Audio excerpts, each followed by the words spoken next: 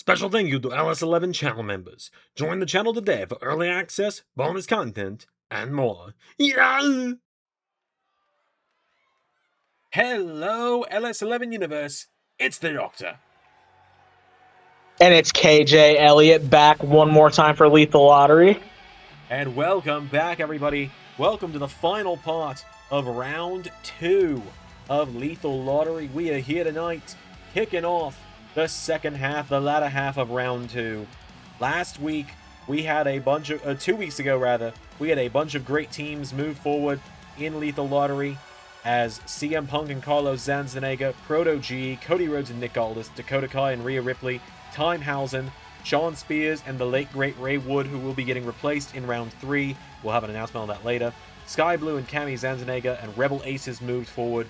But now, we kick it off with a man that you, just earlier today, challenged to a match on LAW in just 14 days' time. The King of the Universe, Zander Carver. Yeah, man. It's an interesting it's an interesting situation because I made a couple of challenges today to unarguably the two top dogs in LAW, Carl and Zander here, which we'll see both of them tonight, and I'll give you my thoughts on both of them. But I figured, to make my name, I got to challenge the biggest names here, and Zander is undoubtedly the king of the universe, and he is the biggest name here. So that's a case of he called me what he called me, and I took my shot, and he said, if you come for the king of the universe, you better not miss. I don't plan on missing. Fair enough. Bold words there. This is a man that has 4 matches this weekend. 1 in the can already. He knocked off the LAW Internet Champion Liam Malone earlier this morning. Later tonight, at ARW Termination Chamber, he teams up with Miss Sabrina against the Purple Order for the Power Stone. But tonight, Zander Carver looks to move forward to Round 3 of Lethal Lottery as he teams up with a man that, he's had some choice words for over the years, but they made it through qualifying. They made it through Round 1. Will they make it through Round 2? As the former king of TNA, but now also calling himself the king of the universe, Frankie Kazarian, making his way down to the ring. Yeah, can you smell it? Can you smell it in the air? This is the time where the cream of the crop rises to the top and the wheat get weeded out. We are going to be, after this, we're going to be down to 16 teams left. We started with 86. We have now cut 70. We are almost to the end. After tonight, we will have 16 teams left, and these 2 teams are looking to be the first of this block of matches to advance. That they are, Kay, as Frankie Kazarian and Zander, people have dubbed them the pair of kings due to their constant competitive nature of calling themselves the kings here. Only one can truly be the king, but they've worked together very well so far, constantly taking bullets for one another in these matches. Well, here's the thing with both Zander and Frankie Kazarian. They both can be very egotistical. They both can be very hard-headed, but they both also understand what it's like to win a championship and how prestigious it can be to win a championship. So despite their mutual dislike for each other, they're going to take the chances to get that glory of winning this tournament and getting the tag team title shot that comes with it. Absolutely right, but on the other side of the ring, you got this young, hungry upstart in Myles Borne, who has made his way to the ring. He's got quite the interesting tag partner. The Wheel made us some very interesting teams this year around, and for Myles Borne, it put NBA legend and, credit where it's due, former ARW World Champion Shaquille O'Neal alongside him. The Diesel. Man, it's very interesting that I made my LS11 debut against an NBA legend, and I am now calling a match of another NBA legend. It's kind of interesting how things work out. It's interesting. In LS11. Very interesting that we've had 4 NBA players be in Lethal Lottery this year. 108 names in it or so? 100 and something like that? Something like that, yeah. And Shaquille O'Neal is the last one of them standing.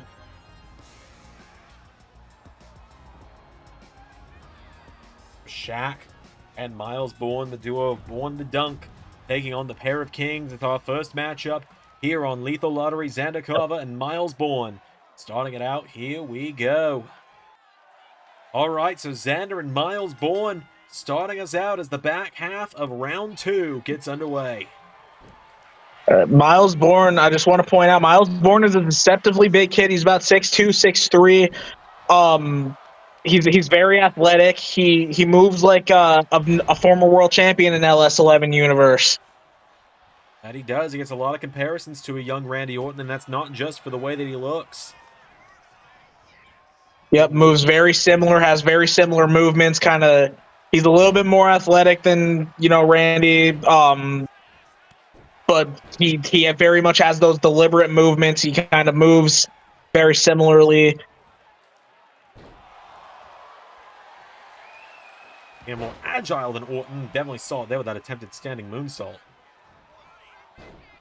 Zander, he might not be the prototype for athleticism. He might not be the most athletically gifted guy, but he makes up for it in ring IQ, and just he knows when to do some of the more risky stuff. He's kind of the thinking man's wrestler.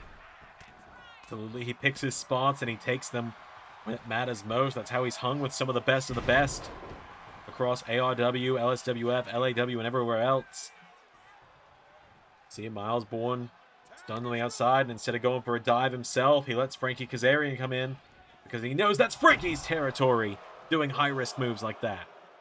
Yep, Frankie Kazarian. Frankie Kazarian's a veteran of the game. He's been in it for over 20 years now, about almost 3 decades now. Frankie Kazarian's been in there. He is a former champion in a lot of places he's been. And Frankie Kazarian, somebody that I've admired for a long time. Growing up, he was one of my favorite wrestlers. He still is. He gets a lot of shade for his attitude, and I can understand it, but Frankie Kazarian is one of the best when it comes to bell to bell, even in his advanced age. Absolutely. In fact, I think he's just gotten better with age. This guy's pushing 50, and you can't tell it with how he looks and how he moves in that ring. He hits that neck breaker on Myles Borne. Yep. Big neck breaker, and Borne's trying to make a tag to Shaq, but Kaz is, like you said, he's gotten better with age, and it's because he's really understood. He's admitted that he's learned that the in-ring aspect isn't always going to get you to the top. You got to learn that mental game. You got to learn, some of the finer points of wrestling, and he's understood that, and that's why he's had so much longevity in the game. And you see that with him cutting off Myles, trying to get the tag to Shaq. And as I say that, a little bit of commentator's jinx there. I apologize to Mr. Kazarian. Oh my god! Well, the 2 big guys to be taking a shoulder tackle from, that's for sure. Oh, and Kaz, big German suplex off the duck there. Shaq just getting his weight turned against him there on that German, as the former NBA All-Star has Frankie Kazarian right where he wants him. And remember, Shaq's no slouch when it comes to the LS11 universe either. As we mentioned during his entrance, he's a former ARW World Champion back in 2023. Shaq's a former Rumble winner. Shaq won the ARW Reunion Rumble back in 2024. He's a former Rumble winner. People forget that, it seems like. Uh-oh. You're going to forget. I think Frankie Kazarian hasn't realized just how high he's swinging right now. Yeah, sometimes I feel like Kaz kind of doesn't think about the size difference between him and some of his opponents, and he just goes for it. And sometimes it works, and sometimes it doesn't. Yeah, that's probably a good move there, Kaz. Take yourself a breather. Yeah, that worked out. Taunting Shaq worked about as well as I expected it to for Zander there. Yeah, just a little bit. We go, though. Wait a minute, Shaq. Tuck back here, Zander. Looking for chaos control. Hits it! Yep, he's renamed the pedigree. Chaos control. Not even a 1 count. Oh, boy. Oh, Jesus Christ. It's terrifying when a guy can just do that to you on a whim. Yeah, Zed is not a small man either, by the way. Zed is pushing about 220-something pounds nowadays. He's leaned out just a little bit, but that is still a lot of weight for Shaq to be able to do that too. Zander going on the top rope. Zander, I think he's got the right right idea. He's got to stick and move a little bit. That's the thing with Zander is he knows how to deal with different types of opponents. Myles, he can wrestle, he can use his IQ, he can do some more technical stuff. Shaq, he's got to stick and move. Into the throwback. Zander's gone up. And is he going for it? Uh-oh. And heat seeking missile. No, he misses. Oh, Shaq. Is he going for the jackknife? Hits the Shaq knife, bang. if you will. That's a good one. Uh-oh. I think Shaq's about to hit a nice little slam dunk. Ouch. Oh. No backboard's broken, just Zander's back. 1, 2. Kick out by Zander. Kazarian was a little bit late to go for that breakup, that pin breakup. Zander had to kick out himself. Zander able to kick out, though. Now Myles Borne. No, Zander got him. Zander knocking down Myles. Honestly, if I'm Shaq, I guess I understand if your gas tank's a little low, if you use your big moves and somebody kicked out to let him in. If I'm Shaq, you've had a lot of success doing this on your own. Do you tag Myles at this point? Good question. Myles. Oh, Myles sidestepped there. Wait a minute. Well, you say that as Myles. Borne again. Borne again. There we go. Cover on Kazarian. 1, and there's Zander. He didn't want to take the same risk that Kazarian took with him. On a big shot block, sending Zander into the corner as John Cone ducks out of the ring for a second for whatever reason. Now, maybe he saw something out on the outside of the ring that we couldn't see. Maybe he sees all. Kazarian now, hold on, grabs Myles Borne. Oh, here we go. Powerbomb. Here we go. 1, 2. Oh, and kind of a kick-out, break-up combo there. Shaq got in there, but I think Myles didn't want to take the chance of Shaq having to jump in, so he kicked out at the same time Shaq got there. Now Zander and Myles. Both men missing big moves.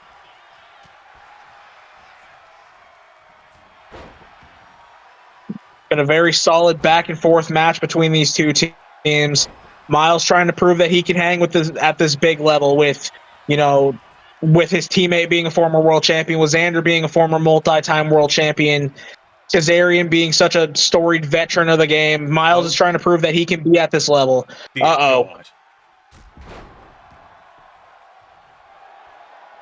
And I know we joke about it with other people on the roster, but Zander legitimately just got hit with a flying bus. Now Shaq, wait, no. Zander into Zander. Diamond DDT. Diamond DDT.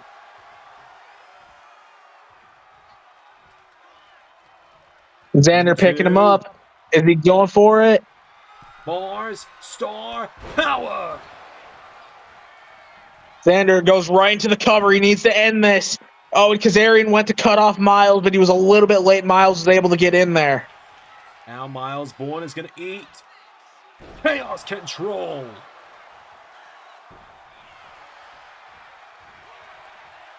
Oh, and Shaq ducks the clothesline. Big shoulder tackle. Shaq, here's the referee counting his own partner in, so Shaq just gonna, well, I think he missed the mark a little bit. Myles. Uh-oh. Well, Myles is like, yep. Myles is like, yep, I get the point. Wait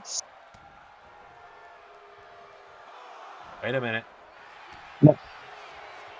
Man, for this being his second match of the day, second of 3 and second of 4 total this weekend, Zander's going hard in this match. He's not letting up. He's not just making Kaz do all the work for him. He's going full bore, which is something that, while can be admired with Zander, at the same time, it's this that, I hate to say it, cost him his grand title against Buddy. Perhaps so, but Kaz took the bullet there, so Zander, heat-seeking missile! And a cover right into it. 1, 2, pair of kings is now the 9th team to advance to round 3 of Lethal Lottery. That they are. Zander and Frankie Kazarian knocking Borne to dunk out of the tournament. 7 teams remain to go on to round 3. And folks, tentatively, we will be spinning round 3 on Monday. Tentatively, watch-along streams return on Monday. Well, I'm excited to be joining Zander and the rest of the guys on the watch-along and to do this spin. It's gonna be a good time.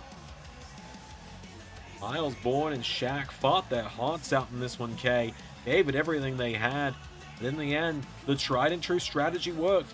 Kaz saw Zander was in trouble, threw himself in the way of Shaq, bought Zander time to get back into it, and then Zander nailed that heat-seeking missile on a distracted Shaq to get a pair of kings further into the tournament. Shaq, yeah, give credit where it's due. Like I said earlier, they have, they both have egos, but they're also professionals, and they know what championship gold will do for them. Absolutely. So let's move on to our next matchup.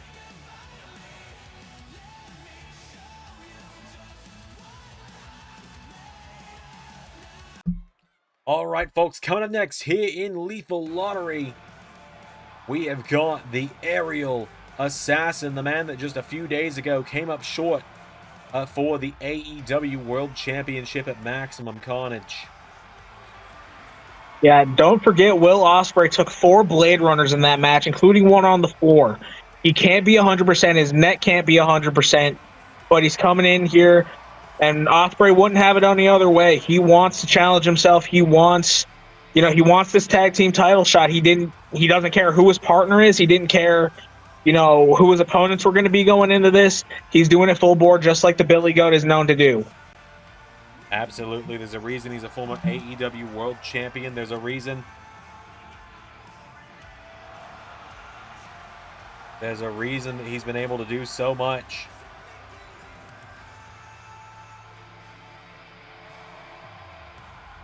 Yeah, Will Ospreay he's a very multifaceted competitor. He's known for his flying, he's known for his athleticism, but he's also known as a very good technical wrestler as well. He's added some size over the years to build up his durability.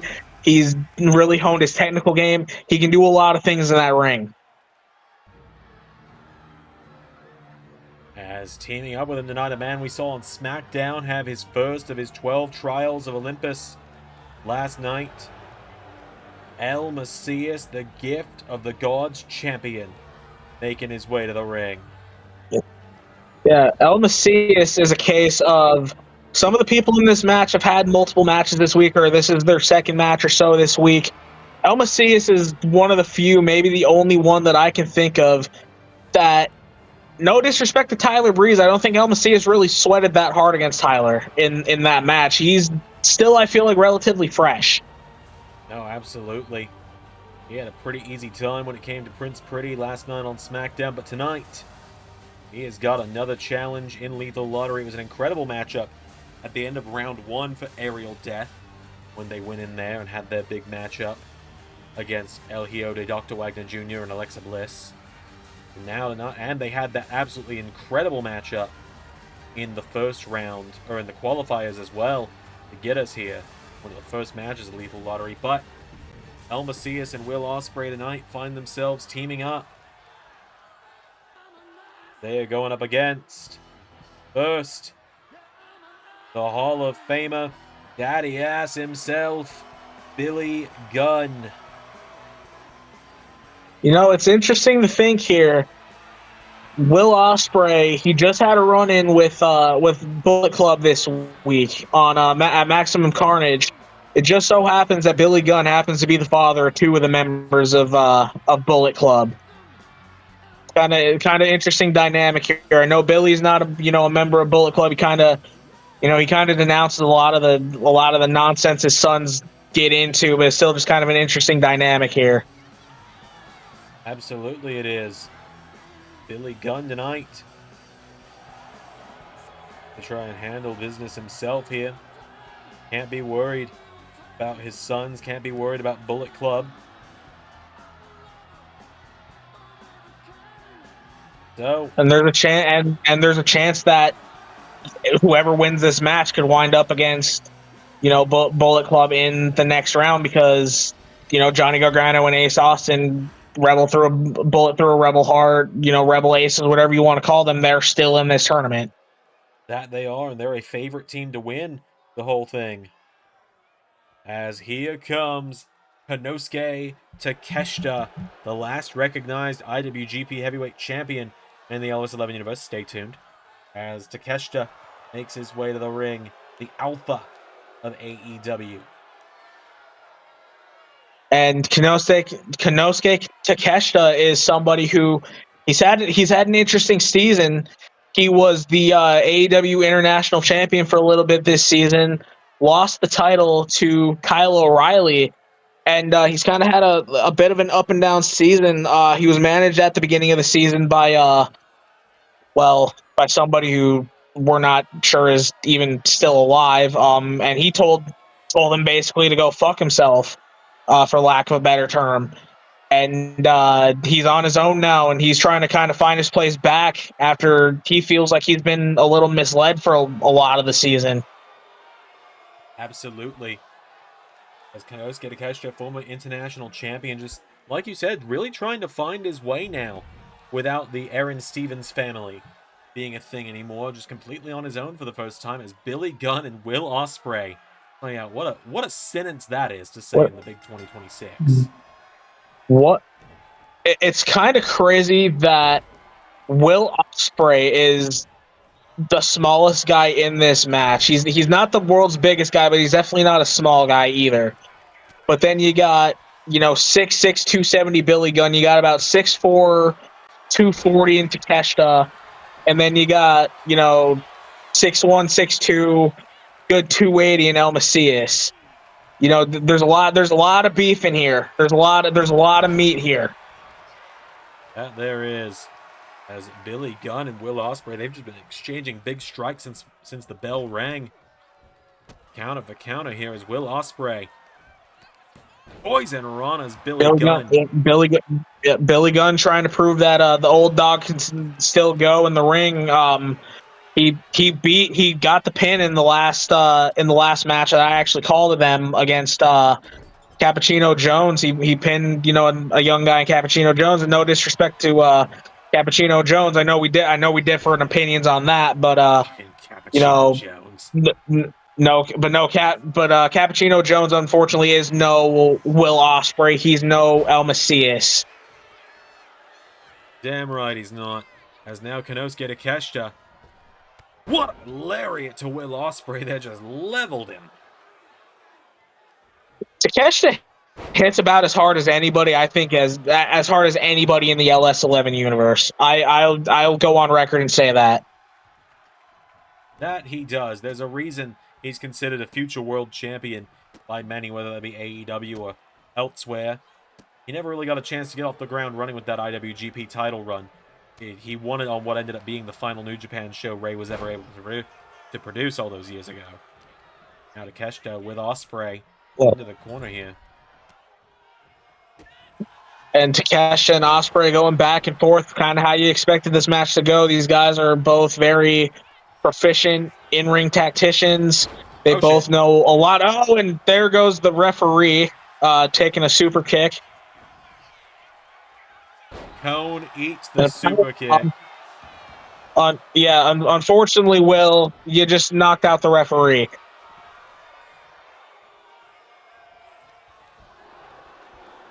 On a rake of the eyes is perfectly legal in that situation.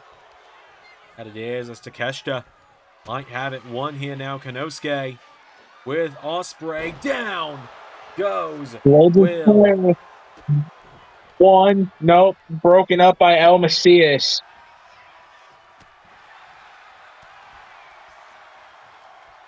El Mesias looking to become a double champion here in LS11 universe. They could. tournament, get a tag team title shot with Ospreay on a brand of their choice, whether it be Mesias' home turf of AAA or Ospreay's of AEW.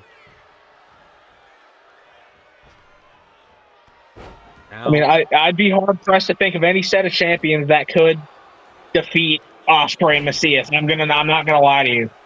as a Mexican destroyer from the gift of the gods champion. And Mesias Jack in the jaw, and Mesias kind of got turned around there, went after Billy. I don't know if Billy said something to him that kind of irked him, but it took away his focus for a split second, and now Takeshita and Billy taking advantage. And that's the experience of Billy Gunn. He knows how to get under people's skin. He's been doing it for the better part of his entire career. He knows how to get under people's skin. He knows how to irk people. He does, but he just gets leveled there by Mesias. Billy Gunn picked Yeah, I'm not sure Mesias is the person you want to piss. I mean, another Mexican destroyer, that time to Billy. And I think Mesias wants Takeshita coming because he got off the cover right away. Billy Gunn, wait a minute. Billy Gunn taking him down. The one and only 1, 2, kick out by Mesias. Billy now getting him back to his feet. Billy Gunn looking for Famouser. Mesias now. And Mesias is another veteran of the game. He's been doing this since he made 2000. There's a tombstone, a tombstone there. And a total 1, 2, and Mesias, before I can even make my point, picks up the win over Billy Gunn. El Mesias with that tombstone pile driver pinning Billy Gunn there. And just like that, Aerial Death is the 10th team move into the second round. Another big win there. It was a nasty tombstone. I know something about tombstones myself with the 218 driver. I know some things about that move as well. Tombstones can be a nasty. You drop somebody on their head, and Mesias did it to Billy Gunn, and Billy couldn't kick out. Mesias and Ospreay take the 10th spot in the third round of Lethal Lottery. They do. I think they could be a favorite team to win it. Good Aerial Death. They have been dominant ever since they came together from the wheel. They were one of the first teams together by the wheel. Just look at the bounce of Billy's head off the canvas there. It's already split open. We've still got a bunch of matches tonight. And a big win for Aerial Death. Will Ospreay on the field. And Doc, I don't mean to steal your line, but let's move on to the next one, shall we? Do it. Alright, are you ready to get weird with this one, Kay? Because we're about to get real weird with this one. I'm always ready to get weird, and this is one of my favorite ways to get weird with Mr. Iguana. Mr. Iguana took the LS11 universe by storm last summer. Iguana Fever was running wild. Had the entire LS11 universe feeling pretty green, if I do say so myself.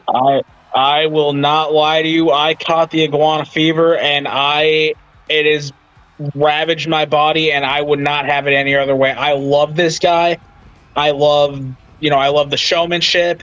I love the I love the showmanship. I love the pageantry, and the fact that he's a very talented in-ring competitor just kind of puts the icing on the cake for me. I love Mr. Iguana.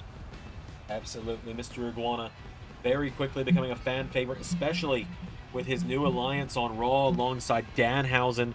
Iguanahausen has taken LS11 Universe by storm to the point where, even though they've yet to win a match together, people are campaigning that they're going to be the guys that should win the World Tag Team titles.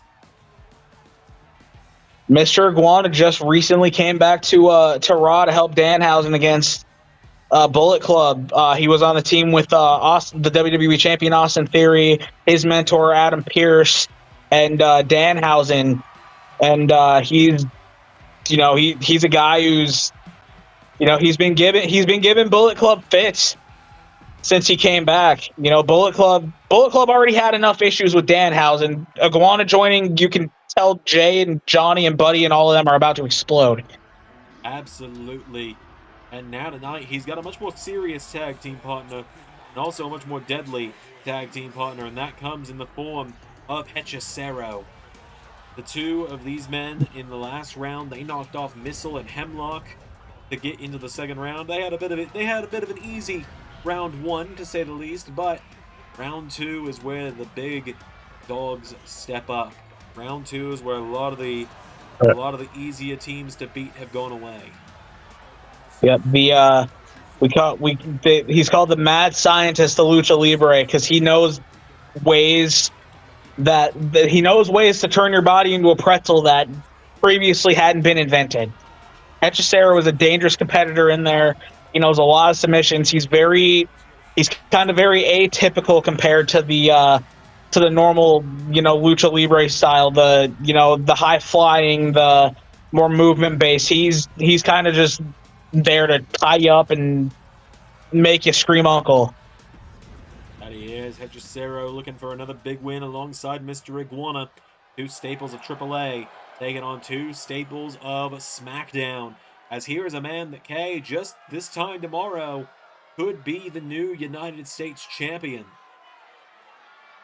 Yeah, Ludwig Kaiser, he's a man who kind of decided that this year was his year, that he's gonna, come in and he's gonna start taking things. He's sick of being a lackey. He's sick of being he's sick of being second fiddle. He's sick of being the right hand man. He's trying to take things for himself now. He got sick of being Gunther's lackey. He got sick of being Gunther's,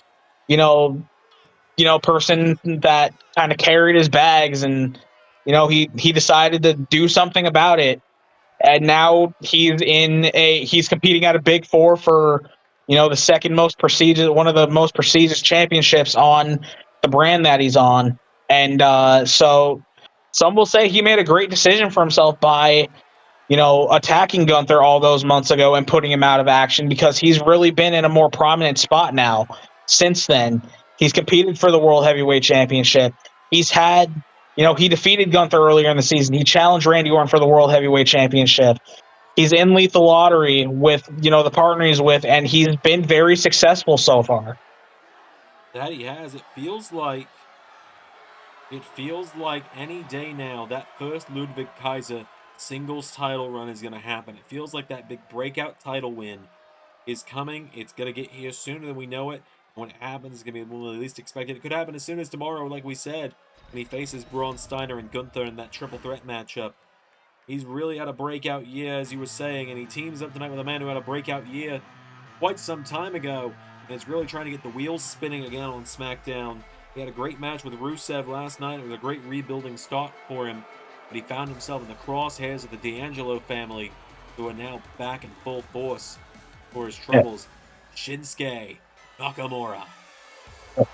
Shinsuke Nakamura is a man who he's tasted, as you said, he's tasted championship gold in the past.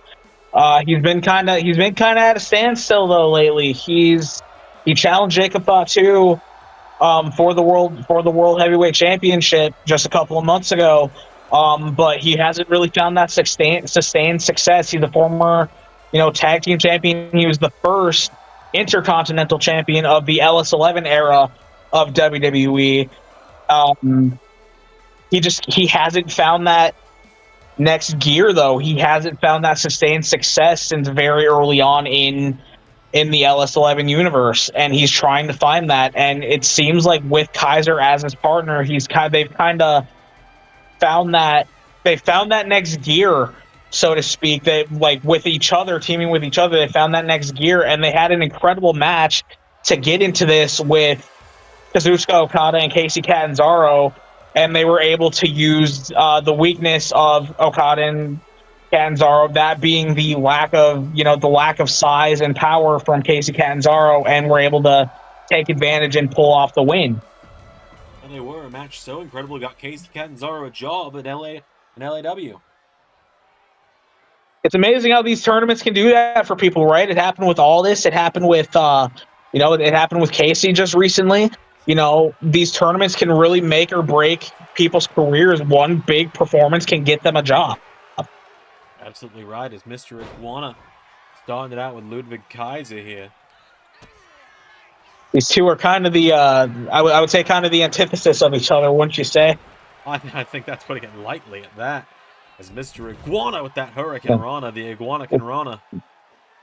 I mean, you got Mr. You got Mr. Iguana as he hits that moonsault. You got Mr. Iguana, the fun-loving, the lucha style, the fun-loving, fan favorite, and then you got Kaiser, kind of. I mentioned it last time. He kind of peacocks around, sticks his nose up at people. He sticks his nose up at people like Mr. Iguana, the people who look at the fans for a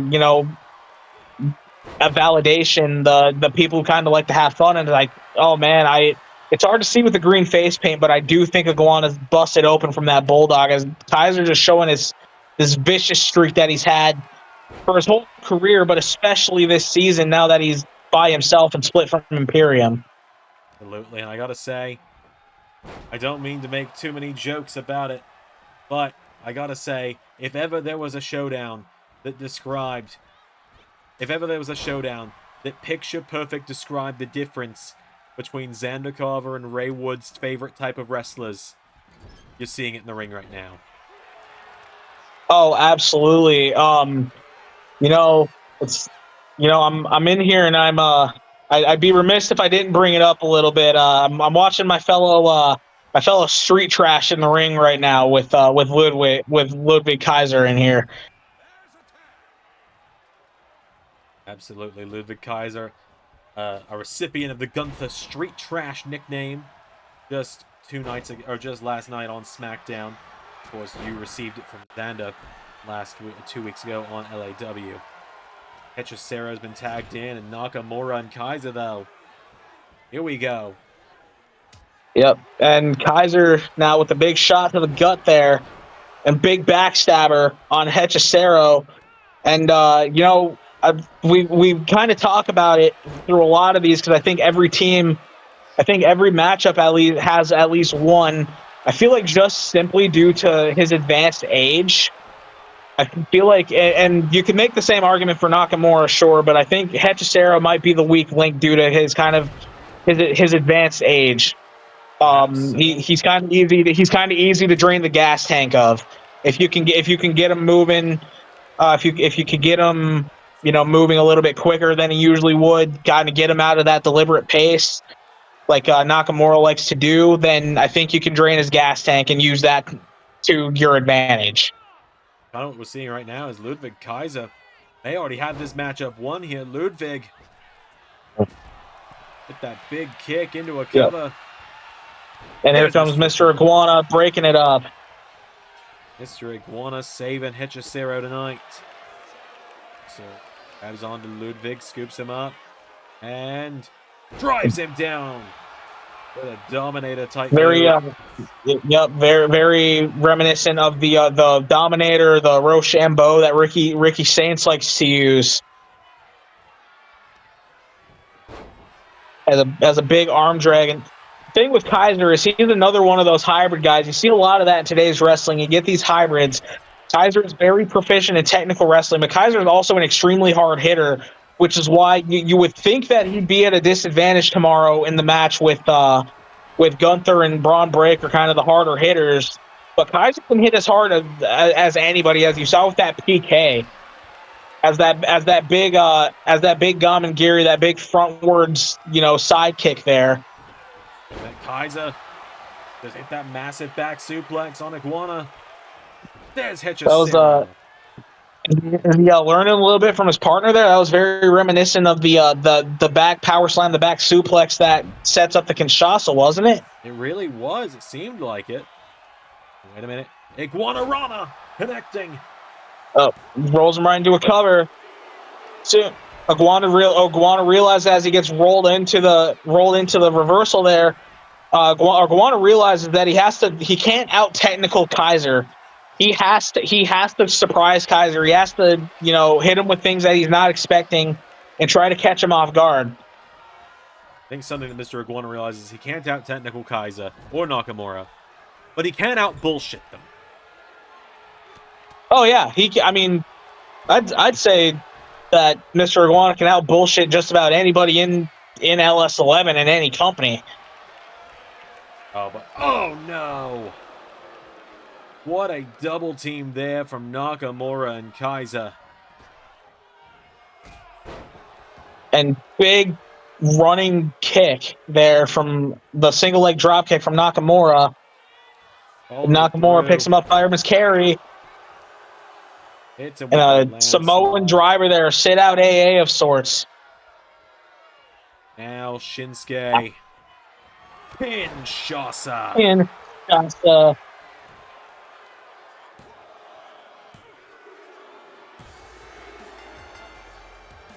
And Nakamura and Kaiser winning off of the Kinshasa.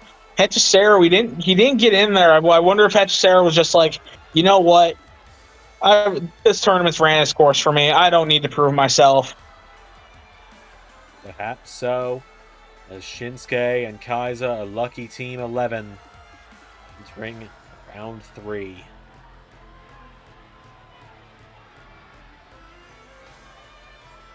What a round 3 this is shaping up to be. A lot of incredible teams have advanced.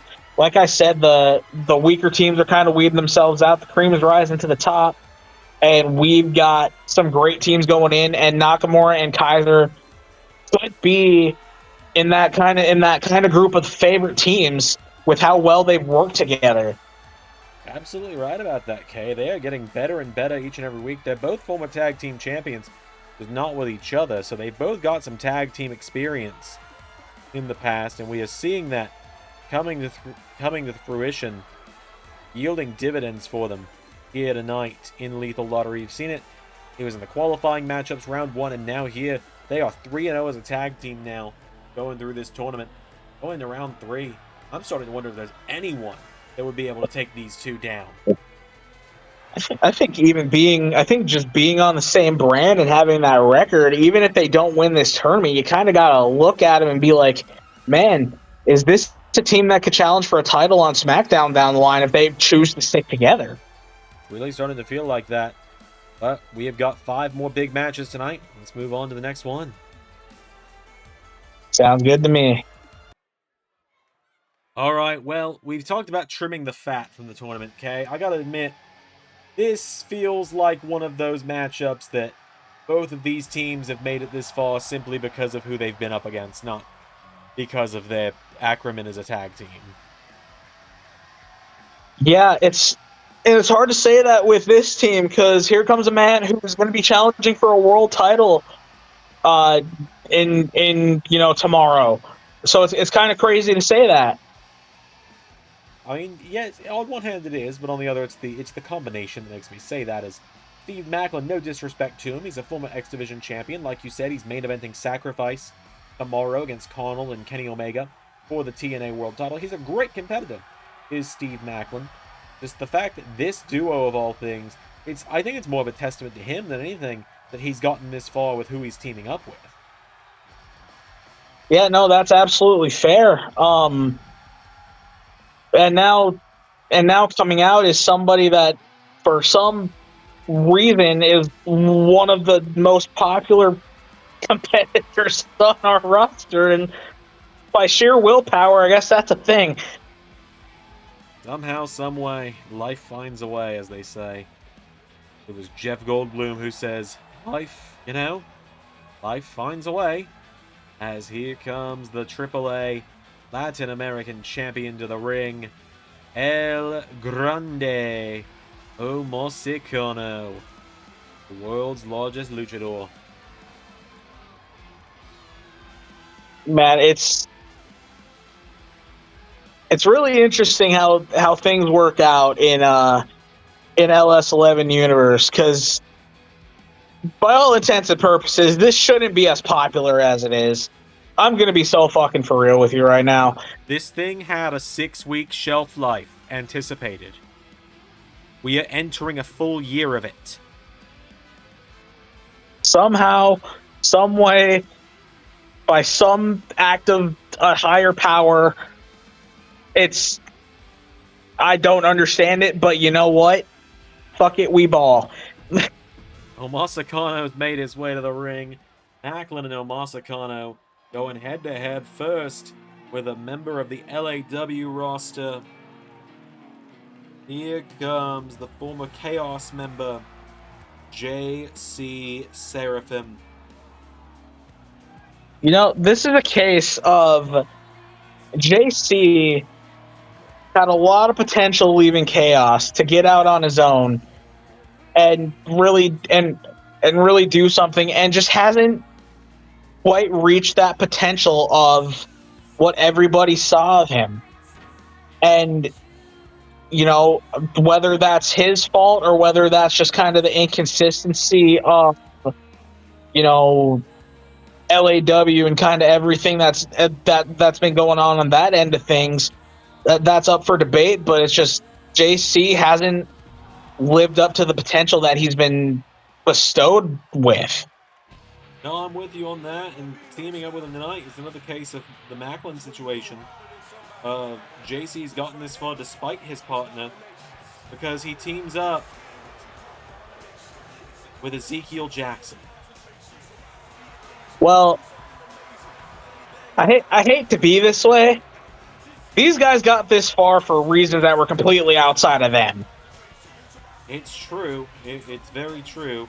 They got this far from an outsider who, if you squint hard enough, maybe does sound a little bit like Gilbert Gottfried. Maybe Ray was onto something. They got this far because I got dropped on my head on the outside of the ring. Let's call a spade here, Doc. Yeah, we're talking about spades around here. I've heard someone might be looking. But you're absolutely right. Big Zeke, Ezekiel Jackson, his way to the ring. The Darkest Core teaming up tonight with 2 R's, of course, because that's how core is spelled, don't you know? Oh, yeah, absolutely. We've been wrong this entire time. As is Steve Maclin, who is in his first of 2 matches this weekend, taking on JC Seraphim. To be so honest with you, it's been so long since I've seen JC Seraphim. I forgot about his sleeve he's got going on. Last time he competed was in the Scorched Earth Rumble a few weeks ago when he was the first victim of many for Zajac. I'm going to tell you right now, even though I was the one who eliminated him, Zajac hits like a fucking freight train. Oh, I'm aware. Okay? I've trained with Zajac before. I'm aware. So I can't exactly knock JC for being the first to fall to him because it took 10 of us to figure out how to get rid of him. It's true. Zajac eliminated an entire third of the Rumble, which the entirety of the men's Rumble this year in LAW was eliminated by 4 people. Yeah, I'm very honored to be one of those people who eliminated, who got eliminations, because quite frankly, I got in there with Zajac. I wasn't sure I was going to last. Well, you did it. As speaking of Zajac, I can confirm that depending on who Zander chooses by the end of this weekend, because we know we've got that big press conference on Sunday where it's anticipated Zander's going to make his official Zandermania 10 opponent choice. Zajac will be included in the list of names facing off next week at Working for the Weekend to crown either the next challenger to the LAW or Grand title, as Omosicano is in, and oh dear God, I suppose it has to be said that the big trucks is gonna eat the little trucks. He said the thing. Omosicano and Ezekiel Jackson going at it in 2026. Only in LS11, folks. Only in LS11 is this an anticipated showdown somehow. Because you're all fucking psychopaths.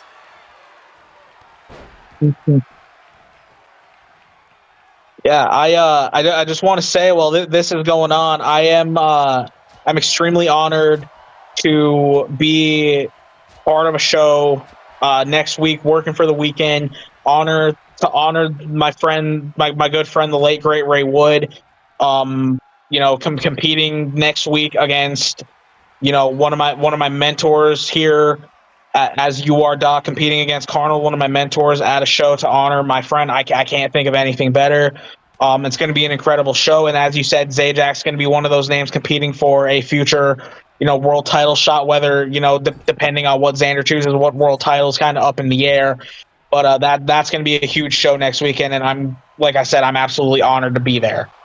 So it'll be an honor to be on commentary once again, or much like it was for the Celebration of Life last week. But Steve Maclin has been tagged in now, and JC Seraphim is caught by Maclin here as Steve Maclin.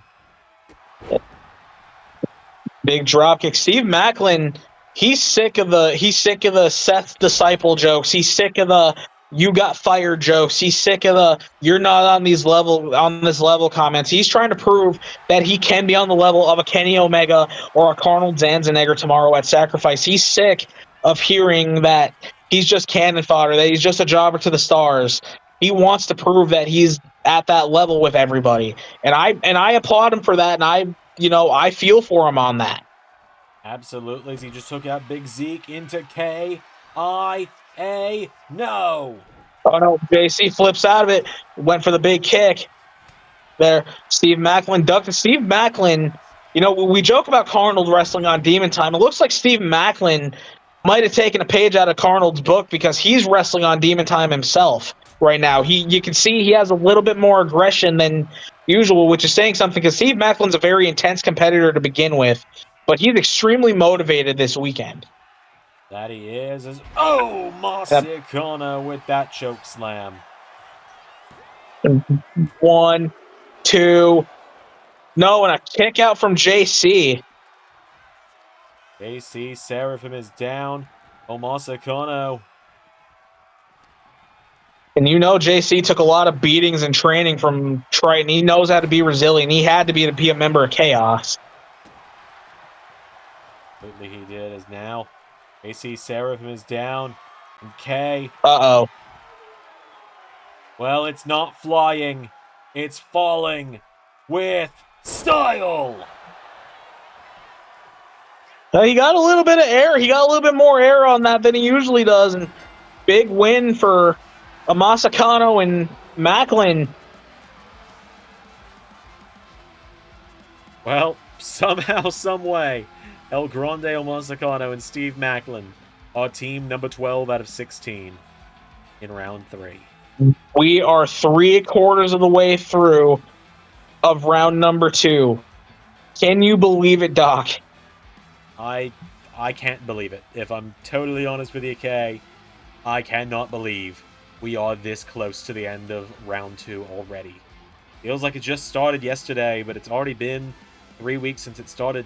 And keep this in mind, starting next week with round 3, which depending on the result of our next matchup, you might be on the call for again. Every round will be done in one episode starting next week. And I might be crazy on this, but like World Cup, are the finals going to be treated as a big pay-per-view like the World Cup is? I would imagine so. Gonna be a good time. Gonna be the last few rounds of this tournament, like we said, the fats being trimmed. It's pretty much all bangers from here, folks.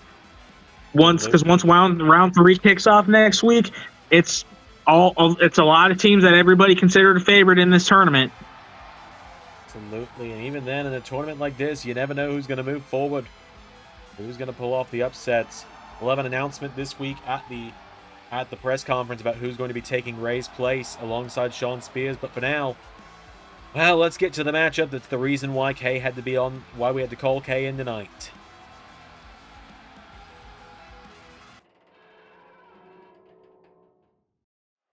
All right. I'm so torn. I haven't decided if I've been anticipating this one or if I've been dreading this one. I think it's a little bit of both.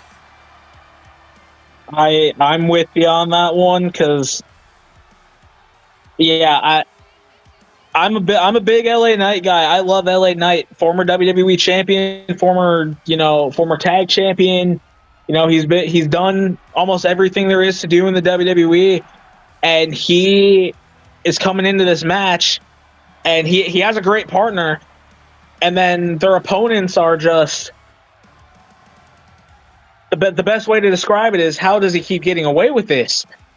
I've been asking myself that for the last few months.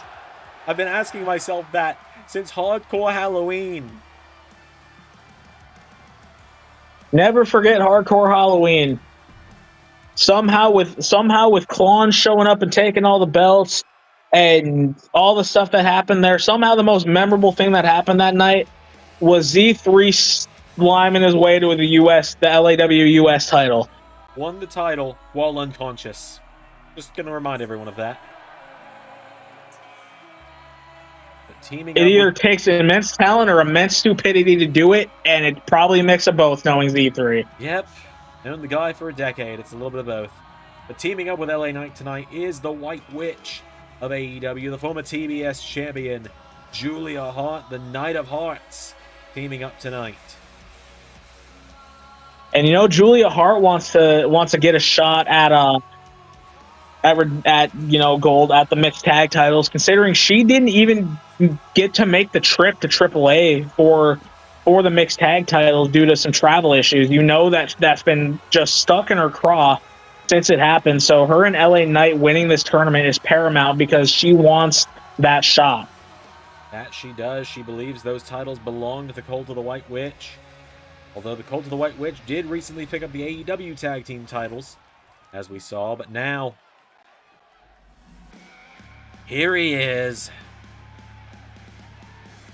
Typically, my co-host for LAW and TNA, and for Lethal Lottery, typically.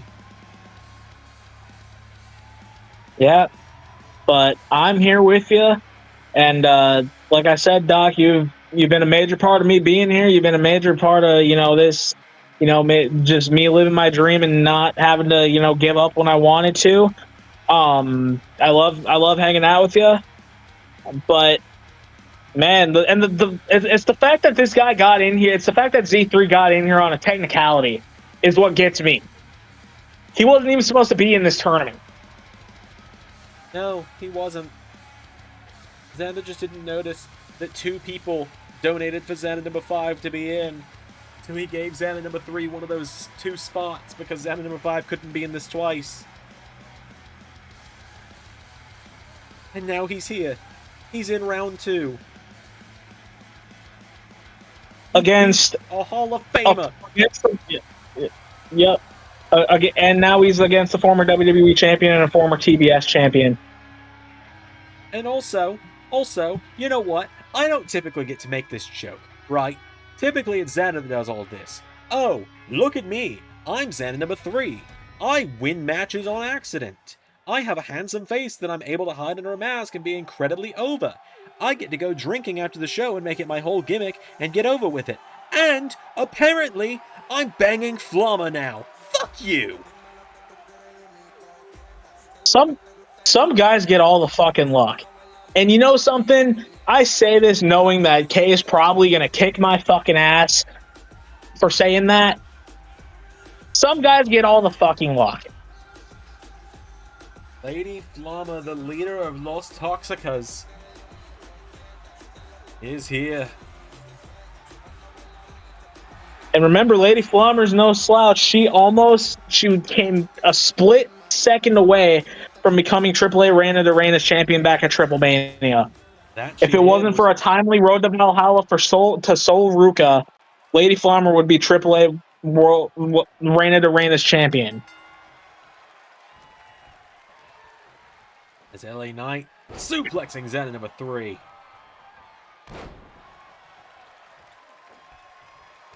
And LA Knight dropping the knee, and LA Knight,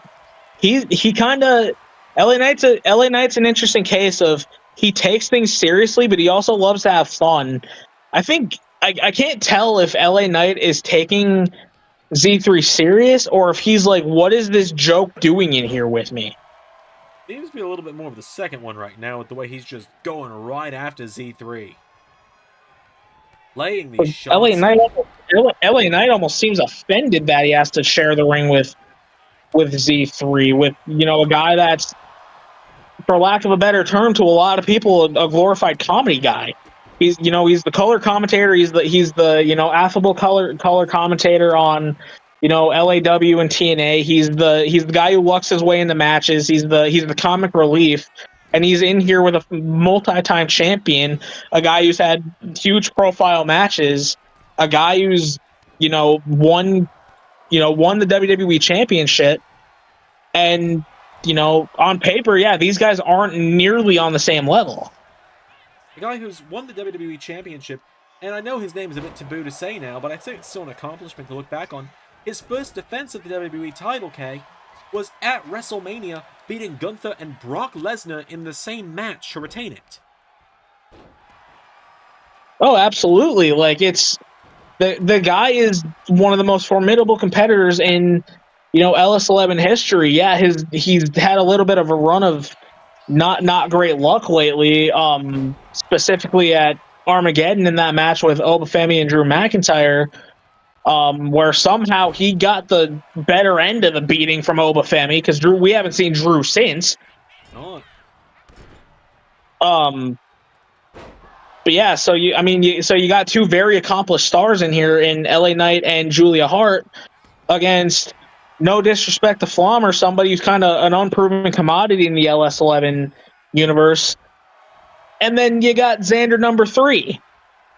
I love the guy to death, don't get me wrong. He's a good guy to go out drinking with, but he's not on the level of an LA Knight or Julia Hart. I hate to say it, but he's not. No, I mean, you're absolutely right, he's not. And Julia Hart taking down Flammer.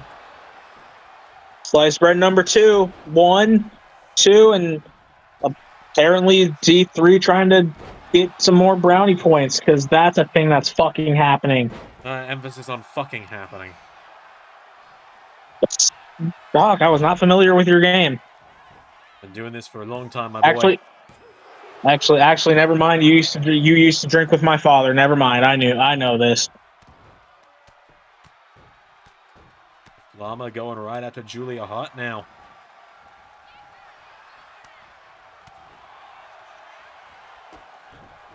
He has got a big kick to the gut there. Super kick to the midsection, and a super kick to the jaw, and here comes Z3. And a big Hurricane Rana to Julia Hart. The Hart now, wait a minute, drop kick. No, and you got to think, Julia's been taking some direction, and been talking to Brody King and kind of hearing Brody King's opinion on this. The Cult of the White Witch are very serious competitors as well. They're probably thinking, what the hell is this? No, you're absolutely right. This is what we got.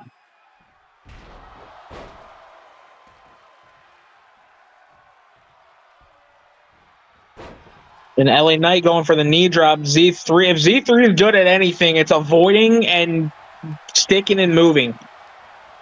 That's true. He's very good at dodging. Got that going for him, I suppose. And he didn't dodge that. He took that one flush in the nose. Or at least I think it was the nose. You know what? I've known the guy for over a decade. I've seen his face a handful of times. And counted on one hand with fingers to spare.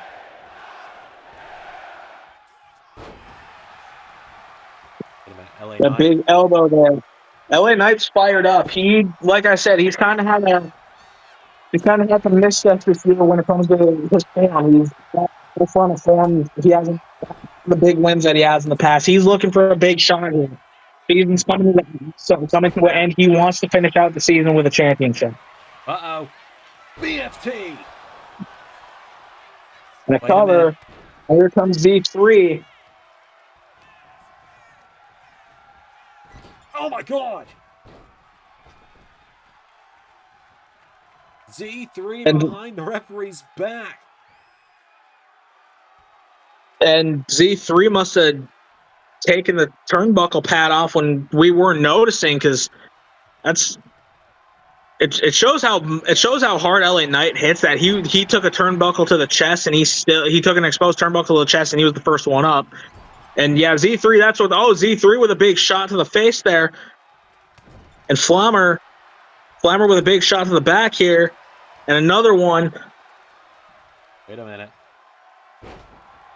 Dropping LA Knight on that middle turnbuckle here, and Flammer's got him down. Flammer off the ropes.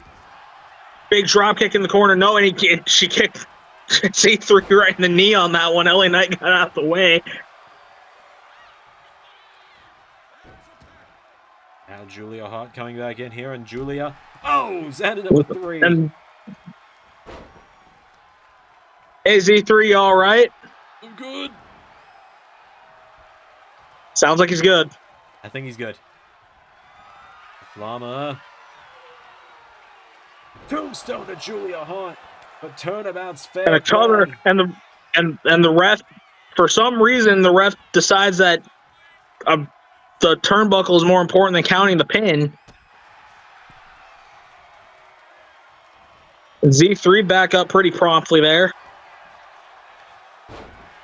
Julia Hart's got Flammer down here, and Julia Hart tags in LA Knight.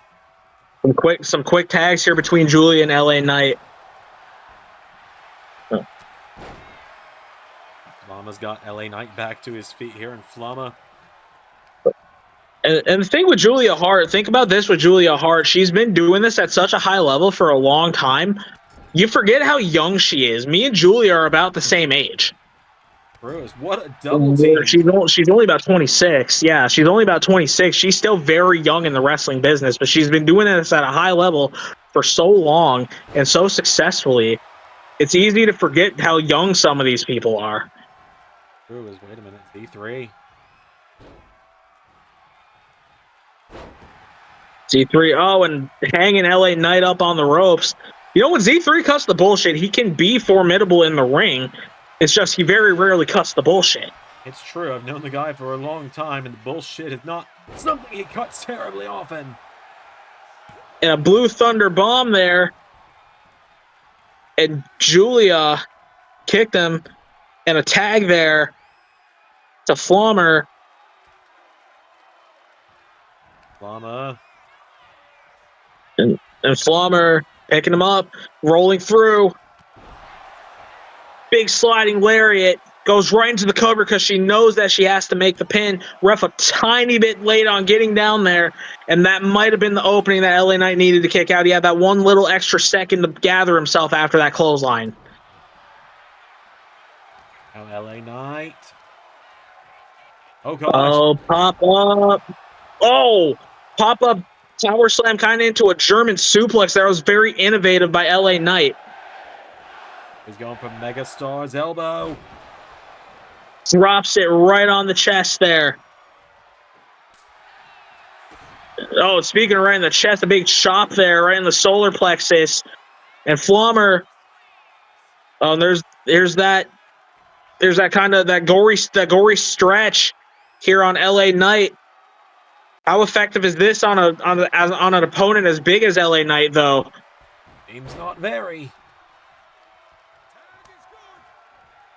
And it was enough to make LA Knight make a quick tag. Seems now Julia Hart. And a big takedown. And Julia's starting to get fired up. I think she's going for that moonsault again. Oh, wait a minute. And Z3 shoves her right off the top rope. And Z3 looking at the referee like, I didn't do anything. Z3 shoving it down. Buying Flammer the opening now, and Lady Flammer. And Flammer gets, and here comes Z3 now. Z3 off the ropes. Big drop. They cannot land that drop kick in the corner for the life of them. Flammer missed one earlier. And now Z3. And Z3 with a huge super kick off the jaw. Here comes LA Knight. Because that was a flush super kick that Z3 just hit on Julia Hart. I think LA Knight understood the urgency of that situation. That he did. Is Julia Hart now? No, Z3 answers back here, and Zander number 3 with another big super and another kick. Super kick there. It's been a clinic in tag team. It's been a clinic in tag team wrestling in this match. It's been quick tags, big moves. Ref just took a shot. BFT cover one, and Flammer gets in there and breaks it up. Oh, and Flammer with a big kick, but it misses. See a Flammer, and LA Knight saying, Stay out of my business. And LA Knight telling Z3 to get up. And he's letting everybody know what his name is. And now and wait a minute, Z3, big suplex. Z3's got LA Knight down on the outside now, and Z3. And Z3 going for the axe handle there. He's stuck in between a rock and a hard place right now with Julia and LA Knight on that side of the ring. But at Z3 fighting through it. Z3 realizing he needs to just start hitting anything that moves at the moment. Oh, and I'd say that scramble his brains, but there's only so many to scramble in there. Now back in at the count of 7. Is that number 3? Oh, Z3.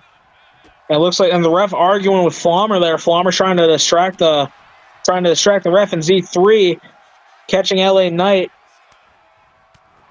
And Z3 going for something. LA Knight kind of looked like he baited him in. It looked like he said something there. And LA Knight sticking and moving now, jumping out of the ring, kind of catching him off guard there.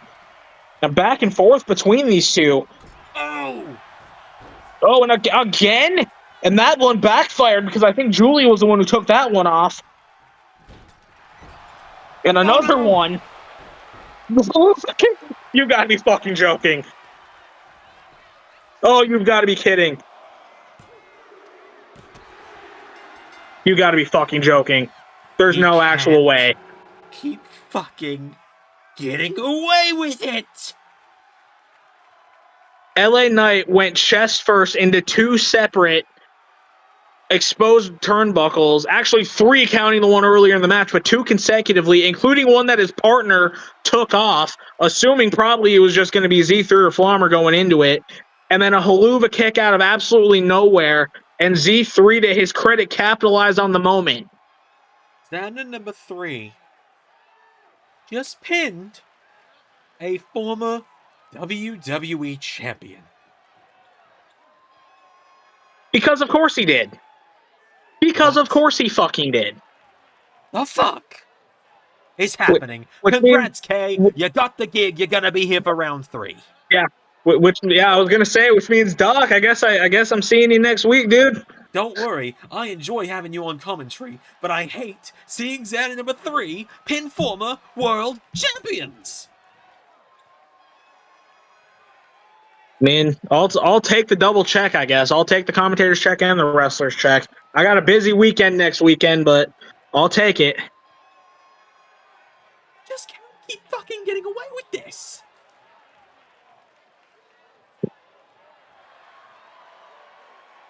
And then look who his partner is, and look who he's going to be celebrating with later, if you know what I mean. Well, yeah, we both know the masks stay on. He made us aware of that. Because for some reason we needed to know. Next match. Alrighty, folks, coming up next here at Lethal Lottery.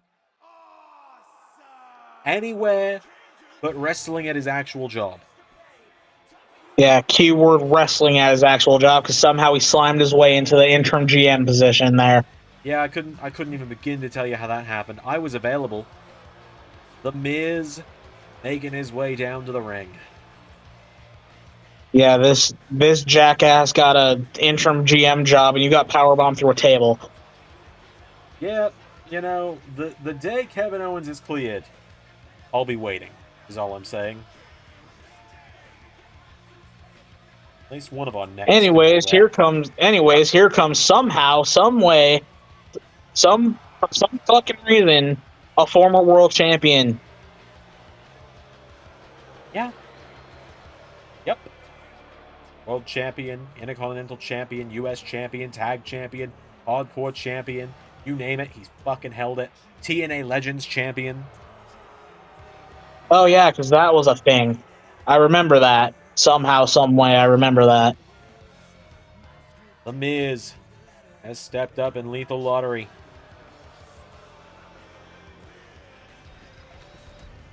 Teaming up with him tonight is a young man that he is taken on as a bit of a protege. the form of a young technical wrestler from my side of the pond, Luke Jacobs, making his way to the ring. You know, it's interesting that that you mentioned that he's kind of taking him on as a protege, because just kind of looking at him, looking at the the hair, the gear, kind of reminds you of another young guy at the time that Miz tried to take on as a protege back about a decade and a half ago. What was that guy's name? Oh yeah, he goes by Bryan Danielson now. I didn't even think about that until you said it. But now, their opponents, the Wheel, actually put them together. You can't make this up. Somehow, the Wheel put these two together, and I'm very happy for it. I love the Rascalz. The Rascalz are one of my favorite teams. Trey Miguel was somebody who, when I was kind of falling out of love of wrestling, he was somebody that kind of got me back into it. Just how fun, the Rascalz were, especially Trey. He was one of the first matches I watched on TNA in years, and it made me really think, dang, this might actually be a viable product again. Exactly. It's Trey Miguel and Myron Reed. We're going to be seeing 3 members of the Rascalz next week in LAW. Working for the weekend, going to be a huge show. You'll be part of it against Connell. I'll be there on commentary. And the Rascalz will be there teaming up with the Lady Rascal, as they've been dubbing her on TNA as of late, Elizabeth Bell. Yeah, Trey, poor Trey. He's been shooting his shot with Elizabeth. He's been going well, but he's been trying. Bless him, he's trying. Lizzie is, she likes to play hard to get, I know from having spent a lot of time just being a friend. I'll tell you that. Points and run from Myron Reed. Myron Reed and Trey Miguel looking to, I think you know what they want to do. They've been kind of in this, they've been in this resistance against Bullet Club since they kind of came together in TNA. They would love to, they'd love to win this tournament and then face Finjuice down the road if they're still the champions, and challenge and try to get a title away from Bullet Club. Well, of course, that's assuming TNA makes it that long. We don't have an official end date yet, but many know the end of TNA is near with the recent announcement for NXT. Yep. And, unfortunately, that was just a situation of trying to, with everything that's happened, and the referees are just having a fucking night tonight. John Cone is just having the worst night. But anyways, back on kind of a more serious note, just with everything that's happened, just kind of lessening the workload of everybody here in the in creative and in production and on commentary and stuff, just kind of making things a little easier, a little bit more streamlined with everything that's happened. It was the best move to kind of trim some of the fat and kind of just get rid of some things that weren't getting as much traction as other things on the channel. So unfortunately, that means that NXT is going to be ending on March 17th. TNA's end date is kind of in the near future. So it's unfortunate, but as we've said with NXT, this isn't the end for the roster. It'll be a new beginning for them on wherever they find themselves calling home in the next coming months and going into the next season.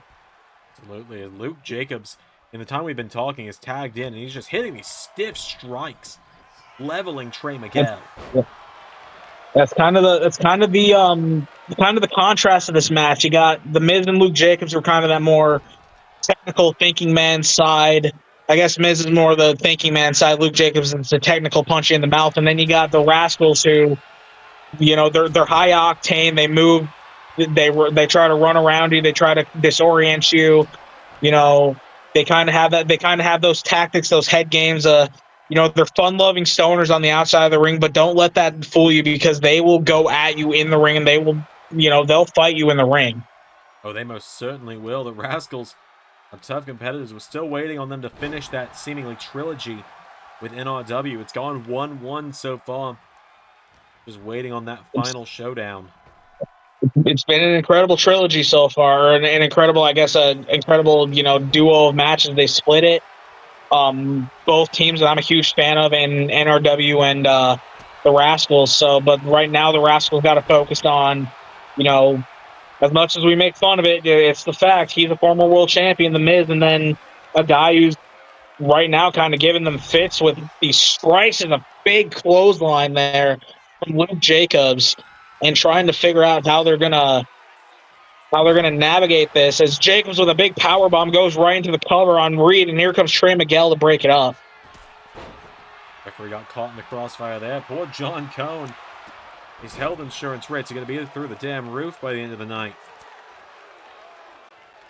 Yeah, good. Yeah, good thing I'm not on the board. I would hate to see my mail. I would hate to see your guys' mailbox in the coming weeks after this. Oh my gosh!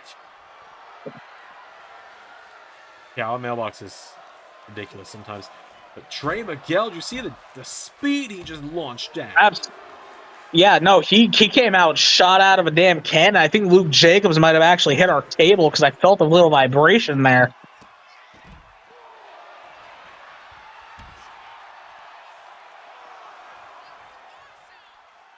Here comes Luke Jacobs now rolling through. Big suplex on the outside. It's been a hard-hitting match. Been a very hard-hitting match. And it could be over just like this. And Trey Miguel pops up. He said, not like that. Uh-oh. Wrong guy, Trey. Oh, John. As our buddy Pierre would say, oh, John.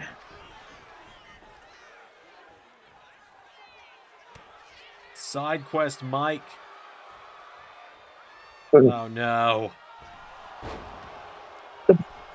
At this rate, John Cone's going to be joining the Cred Hydration Station in a class action lawsuit against us.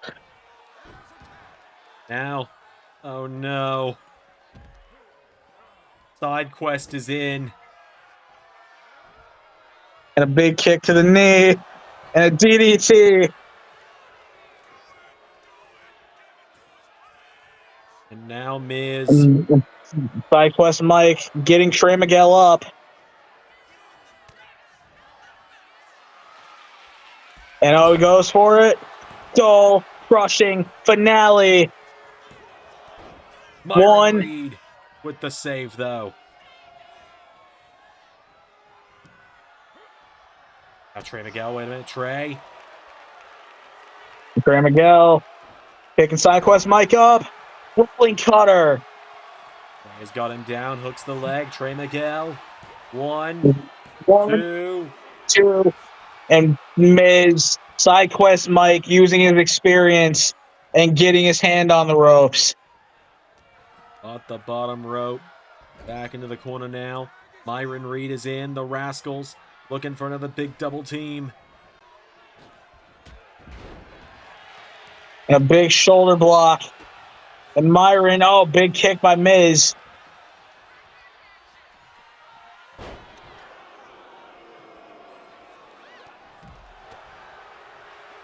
And some big shots by the Miz, by Sidequest Mike. Now back and forth now between Myron and Sidequest. Myron Reed, wait a minute. Myron Reed.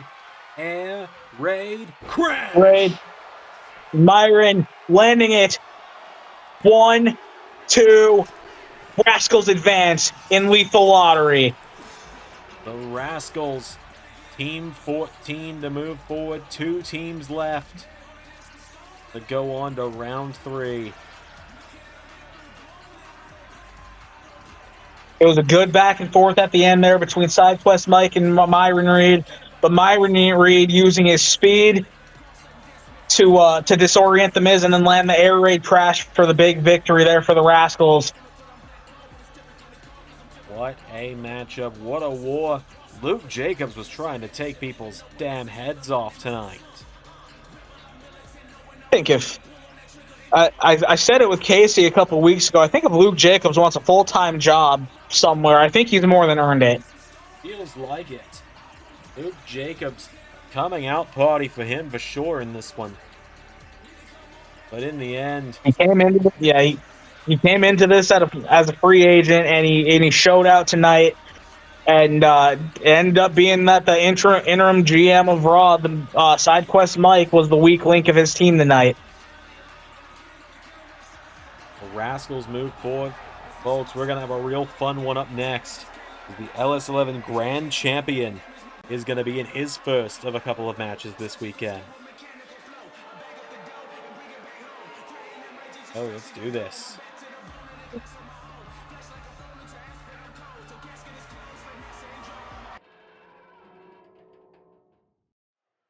This is going to be quite the interesting semi-final match of the night. Because here comes the Grand Champion. And here comes a guy who's been catching quite a few strays as in the last couple of weeks here. He's a Grand Champion, but he can't seem to escape some of the strays that he's been taking. Now it seems that way as Buddy Murphy, the silver bullet of Bullet Club Gold, and the leader of the Gorillas from Monday Night Raw, makes his way to the ring. He's been the LS11 Grand Champion for a little over a month and a half, going on 2 months now. And he is stepping into the first of 3 matches he has this weekend. Tonight he's here. Tomorrow morning he's at TNA Sacrifice, teaming up with Chris Danger against Zander Carver and a mystery partner. And then tomorrow evening he goes out to San Diego. He goes to Survivor Series. He teams up with Hikuleo against Joe Hendry and the returning John Cena. Yeah, I mean, none of these matches are easy for Buddy. We give him a lot of grief, and he gets a lot of grief even from his own side. But he's taken on every challenge head on. He's been defending the title week in and week out, day in and day out on all sorts of different shows. And this weekend, he doesn't have anything easy to deal with. I mean, he's teaming with a guy tonight that they've gone back and forth trying to kill each other repeatedly over the last few years. That they have. And then tomorrow he takes on, and then tomorrow him and a guy he doesn't really know that well in Chris Danger take on Zander Carver, who's been a major thorn in his side and the one throwing most of the strays his way, and a partner he doesn't even know, which is bad enough. And then he has to go in and face Joe Hendry and a seemingly newly motivated John Cena. None of this screams easy for Buddy Murphy, and he's taken it head on, to his credit. That he has. You're absolutely right. To his absolute credit. He has just taken it head on. He is not slowing down, not showing any signs of slowing down. And I'd be remiss talking all this about Buddy Murphy if I didn't bring up his partner right now, Seth Rollins. He's had a new attitude the last couple of months, ever since the stuff with, Jon Moxley and breaking up the Shield and everything that's been going on. He ditched the old, Seth freaking Rollins persona. He denounced, his old theme. He denounced how he dressed. He denounced, he's come in with a completely just new outlook, a new attitude. He has a new edge to him. He's not dancing. He's not, drawing out his words like he used to. He's completely refocused. It's a Seth Rollins we haven't seen in years. Absolutely. You're 100% right. As on the other side of the ring, you've got JT, Jayson, the notorious one of LAW, making his way to the ring. This guy, he's just you've shared a locker room with him for months now. He's just unpredictable. Yeah, and the thing with JT, he's unpredictable on a good day, as all of us have with all the recent events. He, like I said, he's unpredictable on a good day. Right now, he's a powder keg. You don't know. JT's been extremely emotional these last few weeks, as all of us have. But JT's been weirdly quiet these last couple of weeks. He's been trying to process everything that's going on. He's had he had the tough loss to Rick back at the Reunion Rumble, and then everything happened not too long after that. And he's just got a lot that he's trying to deal with and process right now. Absolutely. But fortunately for him, he's got a hell of a partner. He's got a man that, in fact, made his Monday Night Raw debut in Season 2 against this duo of Seth Rollins and Murphy, and on that night pinned Seth Rollins. Keith Lee's kind of got the lately he's had the silver fox look going. He's had the white, the gray, had a little bit more of a distinguished look to him, but he's no less dangerous. Absolutely. This is a man that's a former TNA World Champion, TNA Tag Team Champion, WWE United States Champion, AEW TNT Champion. Keith Lee has done it all in the LS11 universe. Now tonight, he looks to get a step further in the Lethal Lottery. I remember Keith Lee came in as a replacement in this tournament. He wasn't originally even in this tournament. He came in as a replacement for Nixon Newell. Came in as as JT's partner, and him and JT, to their credit, on short notice pulled off the victory, and they're in this match. Really, that to me, it's just looking for a weakness of, can Buddy and Seth get along, or are they going to implode and JT and Keith Lee be able to pick up the scraps? Absolutely. Nailed it on the head there, Kay, because we really don't know where Seth and Buddy stand right now. Some days it seems like they're fine, other days they're at each other's throats. Rocky situation. The biggest thing, the biggest thing with them is, can they be professional and realize, hey, there's a title shot on the line. Can we, not try to kill each other for another 4 rounds, or are their egos going to get the best of them, and are they going to start fighting again? You never know. We talk about the unpredictability of JT Jayson as he hits that springboard Hurricane Rana, and JT's going off on the grand champion. But there's the unpredictability of both Buddy and Seth, who are both highly emotional competitors. Yeah, I mean, absolutely. JT's unpredictable. Buddy and Seth, emotions are high. They've both got huge weekends ahead of them because Seth's got that matchup with Oba Femi. Oh my god. Tomorrow at Survivor Series. You called JT a powder keg earlier. Seth and Buddy feel like a powder keg between the two of them. They're working together fine right now, but Seth Rollins, keep in mind, on that episode of Raw, Bullet Club Raw, just a few weeks ago, when Buddy Murphy was on that show, who was one of the first ones to step up against Bullet Club Gold for that main event? It was Seth.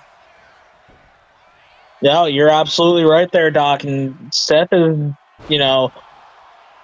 one to fight for what he believes in. He's not one to just sit back and let things happen around him. He will, he'll fight for what he believes in, whether, and it's interesting because Seth knows what it's like to be on that side of, trying to be in the takeover force, try to, because back in season 1, he was the leader of the Monday Night Messiahs, and who happened to be his right-hand man but Buddy Murphy. Absolutely. Then you can't forget the Shield either back in 2012, even earlier than that. Yeah, absolutely. As a big ripcord knee to JT Jayson, and JT Jason's another one where we talked about it with his partner, his best friend Tatum Lords, just a few weeks ago. So I said he can hang out at this level because Tatum was in that match against Nick Aldis and Cody Rhodes, and he to his credit he tried, but he couldn't hang at that level. JT's trying to prove that he can hang at that level. Keith Lee is coming in like a house of fire right now.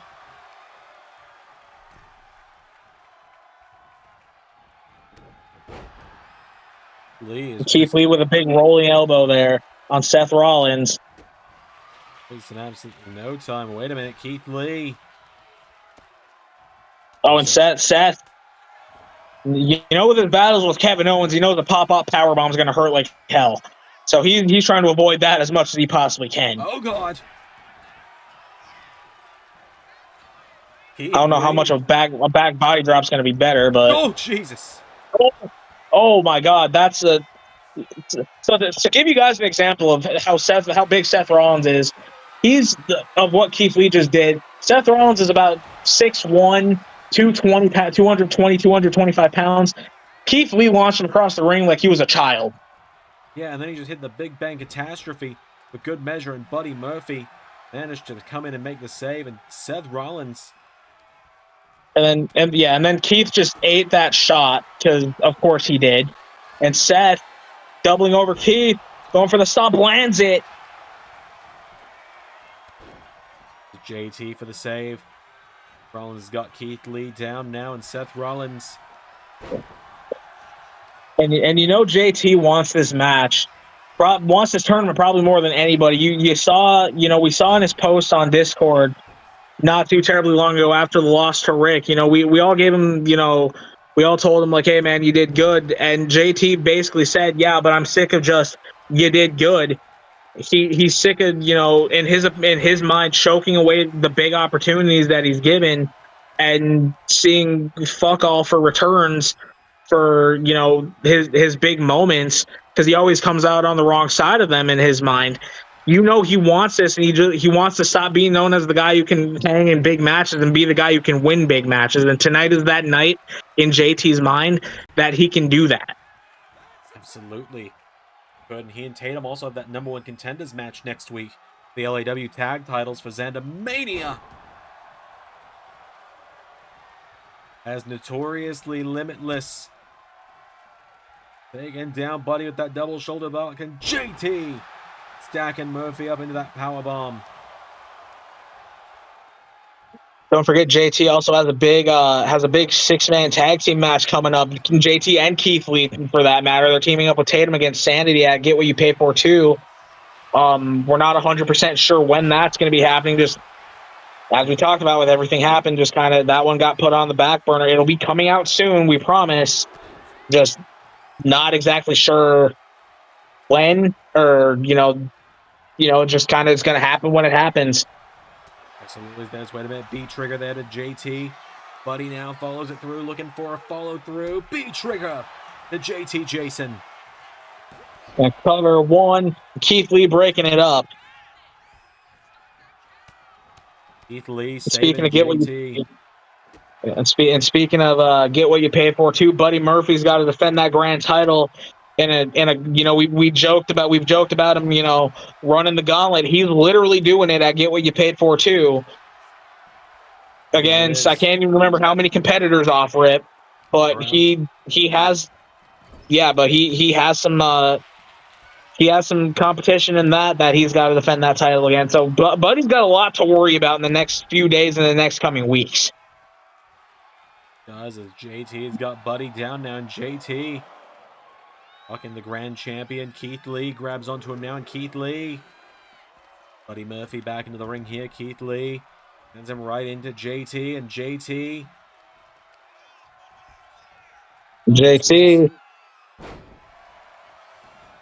And a big hammerlock reverse DDT there from JT Jayson. JT looking for JDD. Lands it. Buddy lands right on his forehead. And a cover 1, 2, kick out by Buddy. Seth's just kind of watching on. I don't know if Seth was kind of done with Buddy, or if he thought or if he trusted Buddy could kick out of that, or. I think it was that he trusted Buddy. I think these two are so similar to one another at this point. They've known each other for so long that they just kind of have that silent, unspoken connection of knowing when they've got to help one another and when they don't. Oh, absolutely fair. And Buddy missing the discus clothesline. Big elbow to J2, tried to capitalize. And here we go. Gut wrench. And that swinging DDT that dominated that kind of that Yosaka cutter DDT, but a kick out by JT Jayson. Buddy can't believe it. Buddy doesn't know what to do to put this guy down. JT's busted the grand champion over.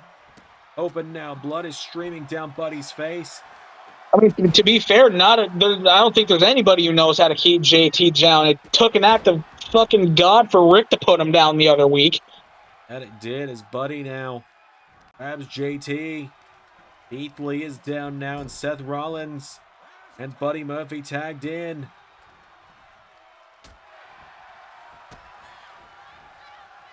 And Seth, pedigree on JT Jayson. Cover. 1, 2.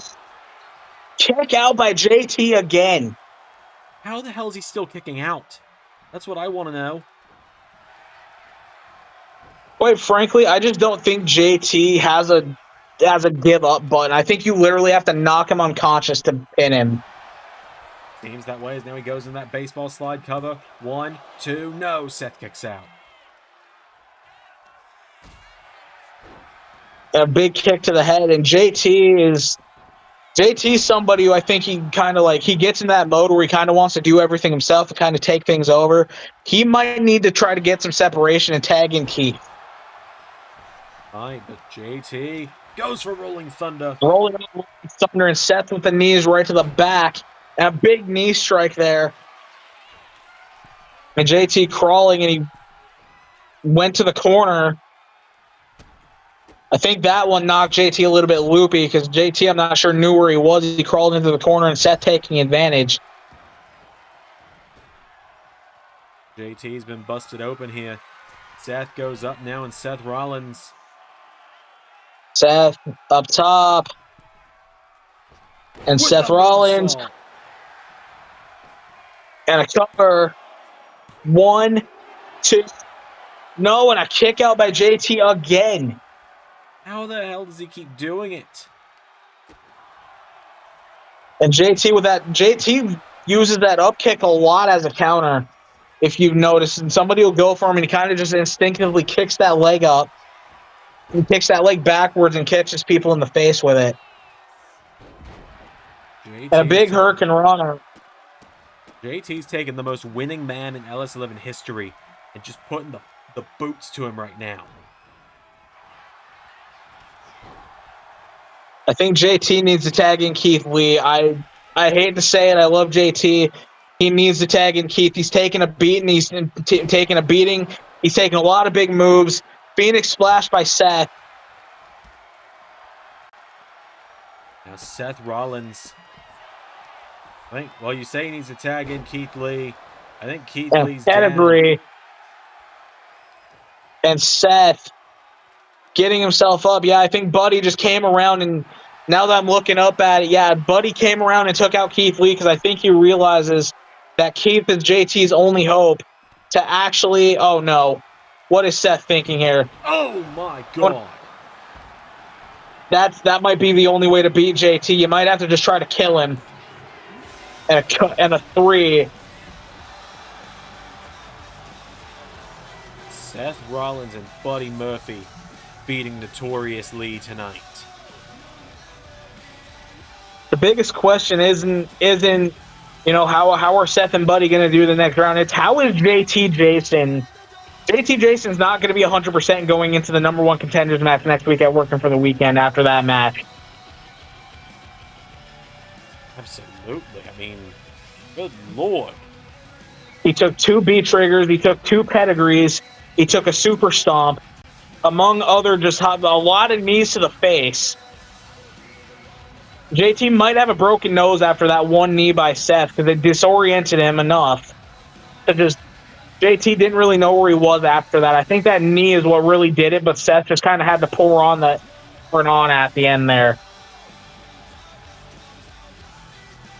Absolutely. And Seth Rollins, look at the bounce of JT's head as Rollins and Murphy are moving to the 3rd round. Our main event, final matchup of Lethal Lottery Round 2 comes up next. We're going to find out who's going to be Team 16.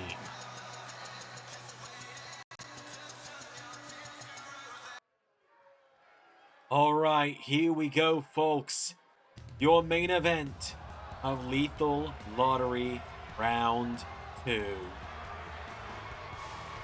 And here comes a former world champion here in LS11 Universe, the man who's beaten John Cena in the main event of WrestleMania.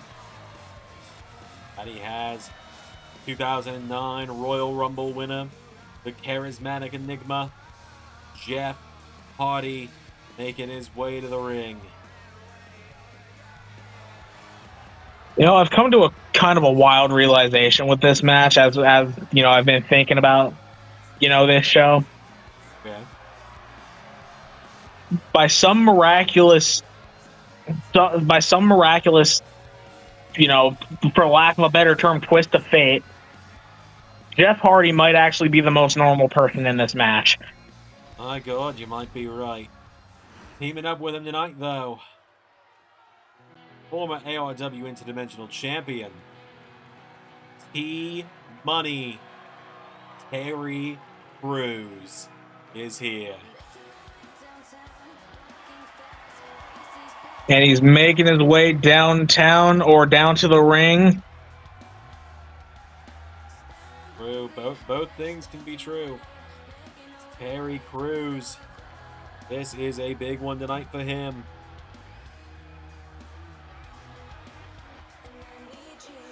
Terry Crews missed out on Terry Crews missed out on an I'm sorry to cut you off there, Doc, but Terry Crews missed out on an opportunity to compete at Termination Chamber tomorrow. I was just gonna say, he and Jeff Hardy, they beat the team of David Arquette and Bronson Reed to qualify the Lethal Lottery, and then they made it through round one with a bit more ease, say. So this wheel's given us some doozies, hasn't it? Sure has.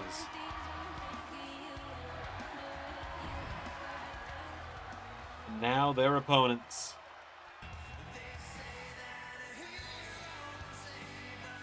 Speaking of people competing multiple times this weekend,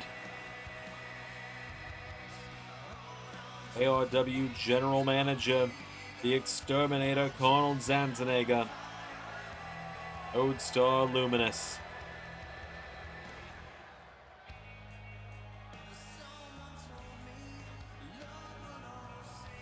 And this is what a duo. This is and this is an interesting one because as we've talked about, I have a kind of a vested interest in this match. You do. Got it Arnold in just 7 days. Yeah, the guy who dropped me on my ass and threw me out of the Rumble, but also one of the guys who brought me in here. I have tremendous respect for Carl. You know, who wouldn't, right? He's been here, you know, he's been here for a long time. He's been kind of the, you know, one of the faces, if not the face of LS11. He's somebody that I have a tremendous amount of respect for, and I felt the need to, you know, I felt the need to, if I want to make my stamp on, you know, in the LS11, I need to take on the biggest dogs in the yard, and that's exactly what I'm doing with Arnold and Zander in the next coming weeks. He has Lodestar and Jeff Hardy starting it out here. Jeff Hardy not going to back Lodestar, by far the smallest competitor in this matchup. Yeah, Lodestar's kind of an unknown commodity. She's been in just kind of a handful of matches. She was in the women's rumble, but she came in late and kind of just didn't. She never really got a chance to get going very much in the women's scorched earth rumble.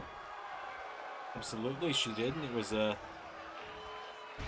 bit of a underwhelming performance for her on that night. We saw her on TNA this week in Arnold's corner, in Scott Steiner's corner rather. Took on Kenny Omega there with the rest of Pumped Extermination. Yeah, big monkey flip there to Jeff Hardy, and Lodestar missing the senton there. Jeff Hardy and these two kind of missing sentons here. Kind of a very similar kind of a vibe here, kind of that, you know, that punk rock style, the, you know, the colored hair, the, you know, alternative, you know, the colorful outfits, the colored hair, the alternative style, very, you know, very similar vibes here with Lodestar and Jeff Hardy here. Absolutely, and Jeff Hardy, oh my God, what a Hurricane Rana. Equal rights, equal rights for equal fights, apparently, according to Jeff Hardy. It seems. We go. Terry Crews is in. What are we thinking here? I'm thinking, what the hell, Wheel? Seems like it. Good block there from T-Money. Terry Crews. Terry Crews is one of my favorite people on the entire planet. He's just a good guy. He's a good, upstanding guy. But man, when this dude gets fired up, he's terrifying. He's waiting for Lodestar to get back up. I can only imagine the sheer amount of shouting going on over on that apron over there. Arnold and Terry face to face. What do you think they're saying? I think it's just gibberish, if I'm honest with you. I assume Terry's going pop power, and Arnold's like, I don't even know what Arnold's saying, to be honest with you. He's probably saying like or something. I'm not gonna lie to you, man. I've trained with Arnold a lot over the last few months, and I think I've heard about 3 sentences of actual English from him the entire time. Well, you know, he's fluent in German, so part of it.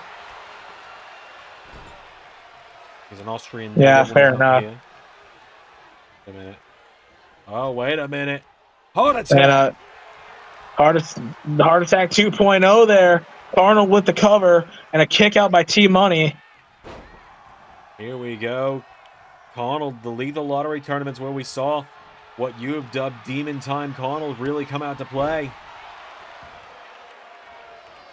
Who will ever forget what I have deemed the match in the tournament? Who will ever forget Arnold and Lodestar versus Jeff Jarrett and Grado, the match that had no reason to go as hard as it did? No, absolutely. Jeff Hardy and Terry Crews. Here we go. Double back body drop. A big back body drop. The strangest thing to say out loud is this isn't Arnold and Jeff's first encounter either. Oh yeah, they've met in Call Your Shot, haven't they? The first ever Call Your Shot. Arnold was entrant number 11. Jeff Hardy was entrant number 10.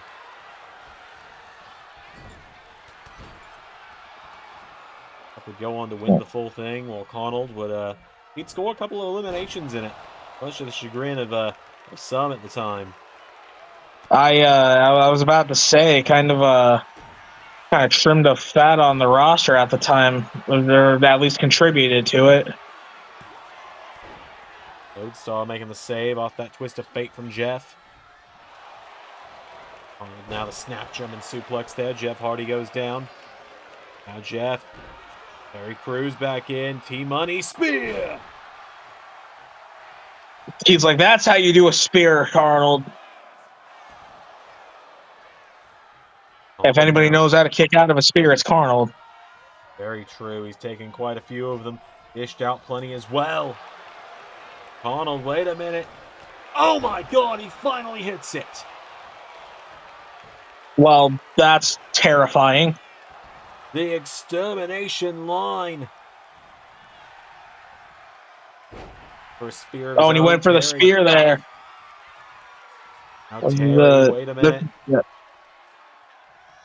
You know, this is a good scouting experience, because I know that big spear, big springboard spear. That move's been breaking people in half for the last few weeks now.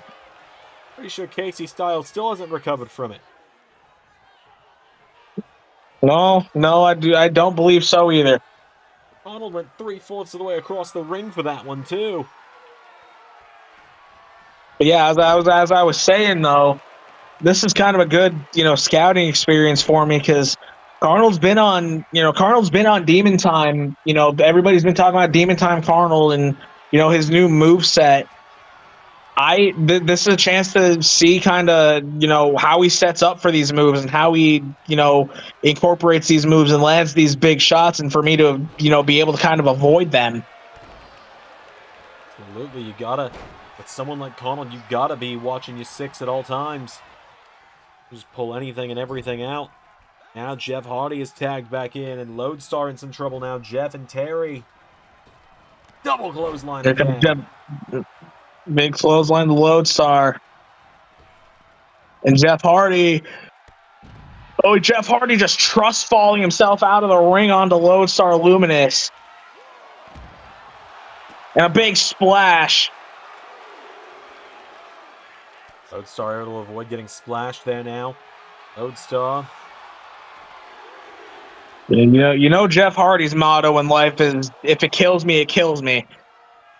Pretty much. Now, referee to count of 6 is Jeff. And then Lodi back into the ring. Hardy now. Midsection. Twist. Twist of fate. One, and Arnold breaking it up. Oh, and Lodi catching the kick there. Twisting the leg out from Jeff Hardy. Trouble now, Lodestar.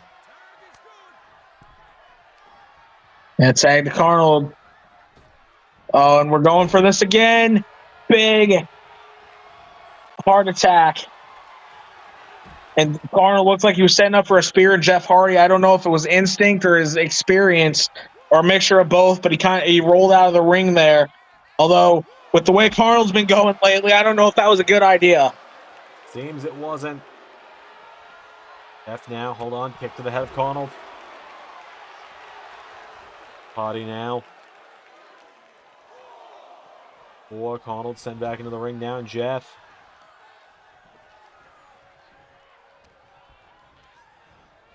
Arnold off the ropes now, Jeff. No, Arnold, clothesline, Jeff knocked down. The counter here. Oh, and Arnold went for the Superman punch, and Jeff was able to dodge it. And Jeff off the ropes now. Oh, and a big drop kick to the upper inner thigh area. Arnold now, Arnold and Jeff. Jeff Hardy, wait a minute. Oh no! Oh, and Jeff Hardy just took out his own teammate. And Arnold, victory roll super kick. Picking up Jeff Hardy. And Jeff Hardy, maybe made a critical error there. And here comes Arnold. Off the ropes. Spin. Levels Jeff. One. Terry, though. Now Arnold. Wait a minute. Now they're not screwing each other now. They're throwing hands. Arnold's got Terry Crews now back to his feet. Arnold. Uh-oh. Oh, I felt the brunt of this at the Scorched Earth Rumble.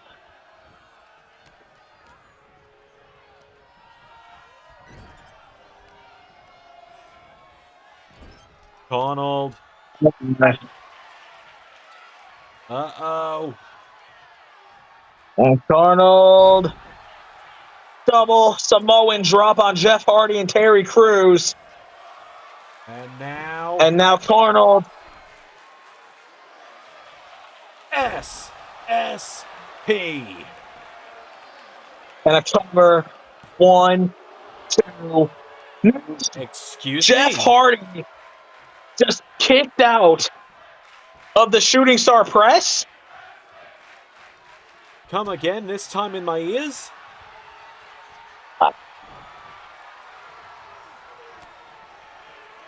Jeff Hardy apparently has something in him that we didn't think he still had.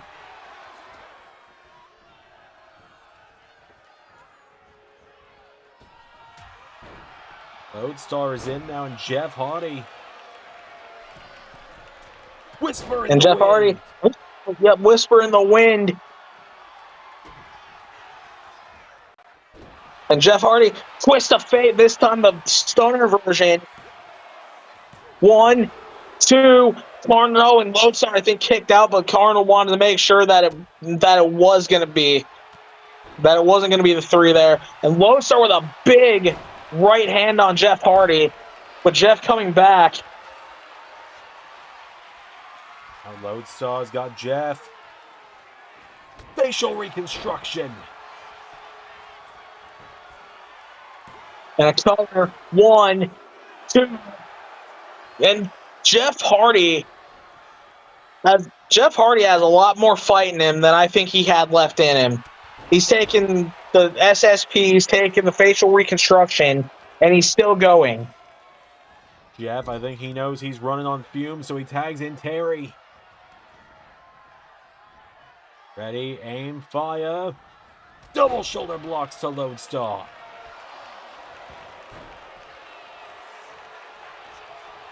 Now, Lodestar trying to get Terry up. Spear! Terry Crews now. Terry picking her up, and now he's going. The jackhammer. 1, 2.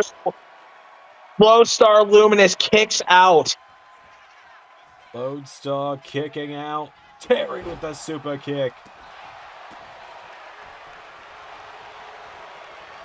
Doc, can I ask you something? What's up? How do Arnold and Lodestar have the 2 best matches in this entire tournament? Great question. Has what a double headbutt there. Now Arnold. Arnold running at Terry, but Terry using his size to block Arnold off. Now Arnold. Lodestar's back in. Arnold dragging in Lodestar here. Lodestar.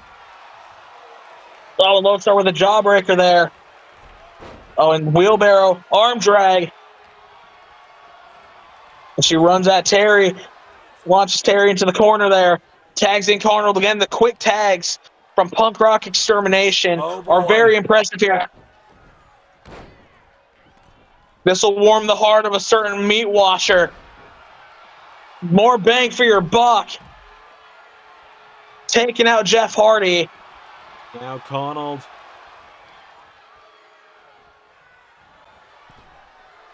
Goes for the Arnold punch. And Terry. And Arnold with a big clothesline there. Pulls him through now. There's the super kick. Victory roll super kick there. Arnold, no. Terry sends the exterminator off the ropes. Arnold knocks it back into spear. Yep, spear from the outside there.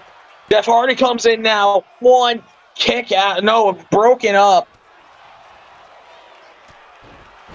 And an insecurity there to Jeff Hardy.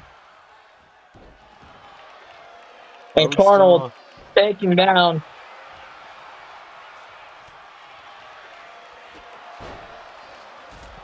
Terry Crews with another arm wringer super kick. Terry Crews now with Arnold. Now power bomb. Terry Crews picking him up. Went for the big spinning kick there. And Terry with another spear. Arnold's down. Terry. No. Arnold. Spear. And spear on the big man. Jeff Hardy nowhere to be found. Arnold needs to go for the cover. Now Arnold sending a direct message to one of his potential opponents for the next round with the fake out. 1, 2. Arnold, Zanzenegger, and Lodestar Luminous advance in Lethal Lottery. What a main event. What a way to wrap up round 2.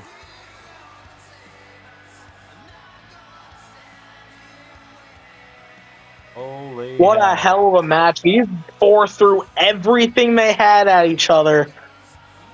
And I think if it would have gone any longer, we would have gotten the kitchen sink. You know what? I think you might be onto something. My God. What a way to wrap up round 2. Join us on Monday. Join us on Monday where we spin the wheel and determine the teams for round 3. We now know the teams going into round 3 are El Grande Omosicano and Steve Maclin, Arnold and Lodestar, Shinsuke Nakamura and Ludwig Kaiser, the Rascalz, the Pair of Kings, Zander number 3 and Flammer, Aerial Death, Rollins and Murphy, Rebel Aces, Sky Blue and Cammy, Sean Spears and a partner to be announced, Timehausen, Rhea Ripley and Dakota Kai, Cody Rhodes and Nick Aldis, Proto G of Kyle Fletcher and Javon Evans, and CM Punk and Carlos Zanzanega. We spin the wheel on Monday to determine who Kay and I will be back to call the action for next week. Arnold and Lodestar standing tall once again. Until next week, everybody, I've been the Doctor. I've been the untouchable desperado, KJ Elliott. And that was Universe. Special thank you to $10 and above Patreon backers JJ Gyllenhaal, Tech Nizzle, Harry Willits, and Jeremy Bird. Patreon is the best place to support Zander and all of his content across all channels. Join today for bonus content across every channel in the LS11 family. Yeah!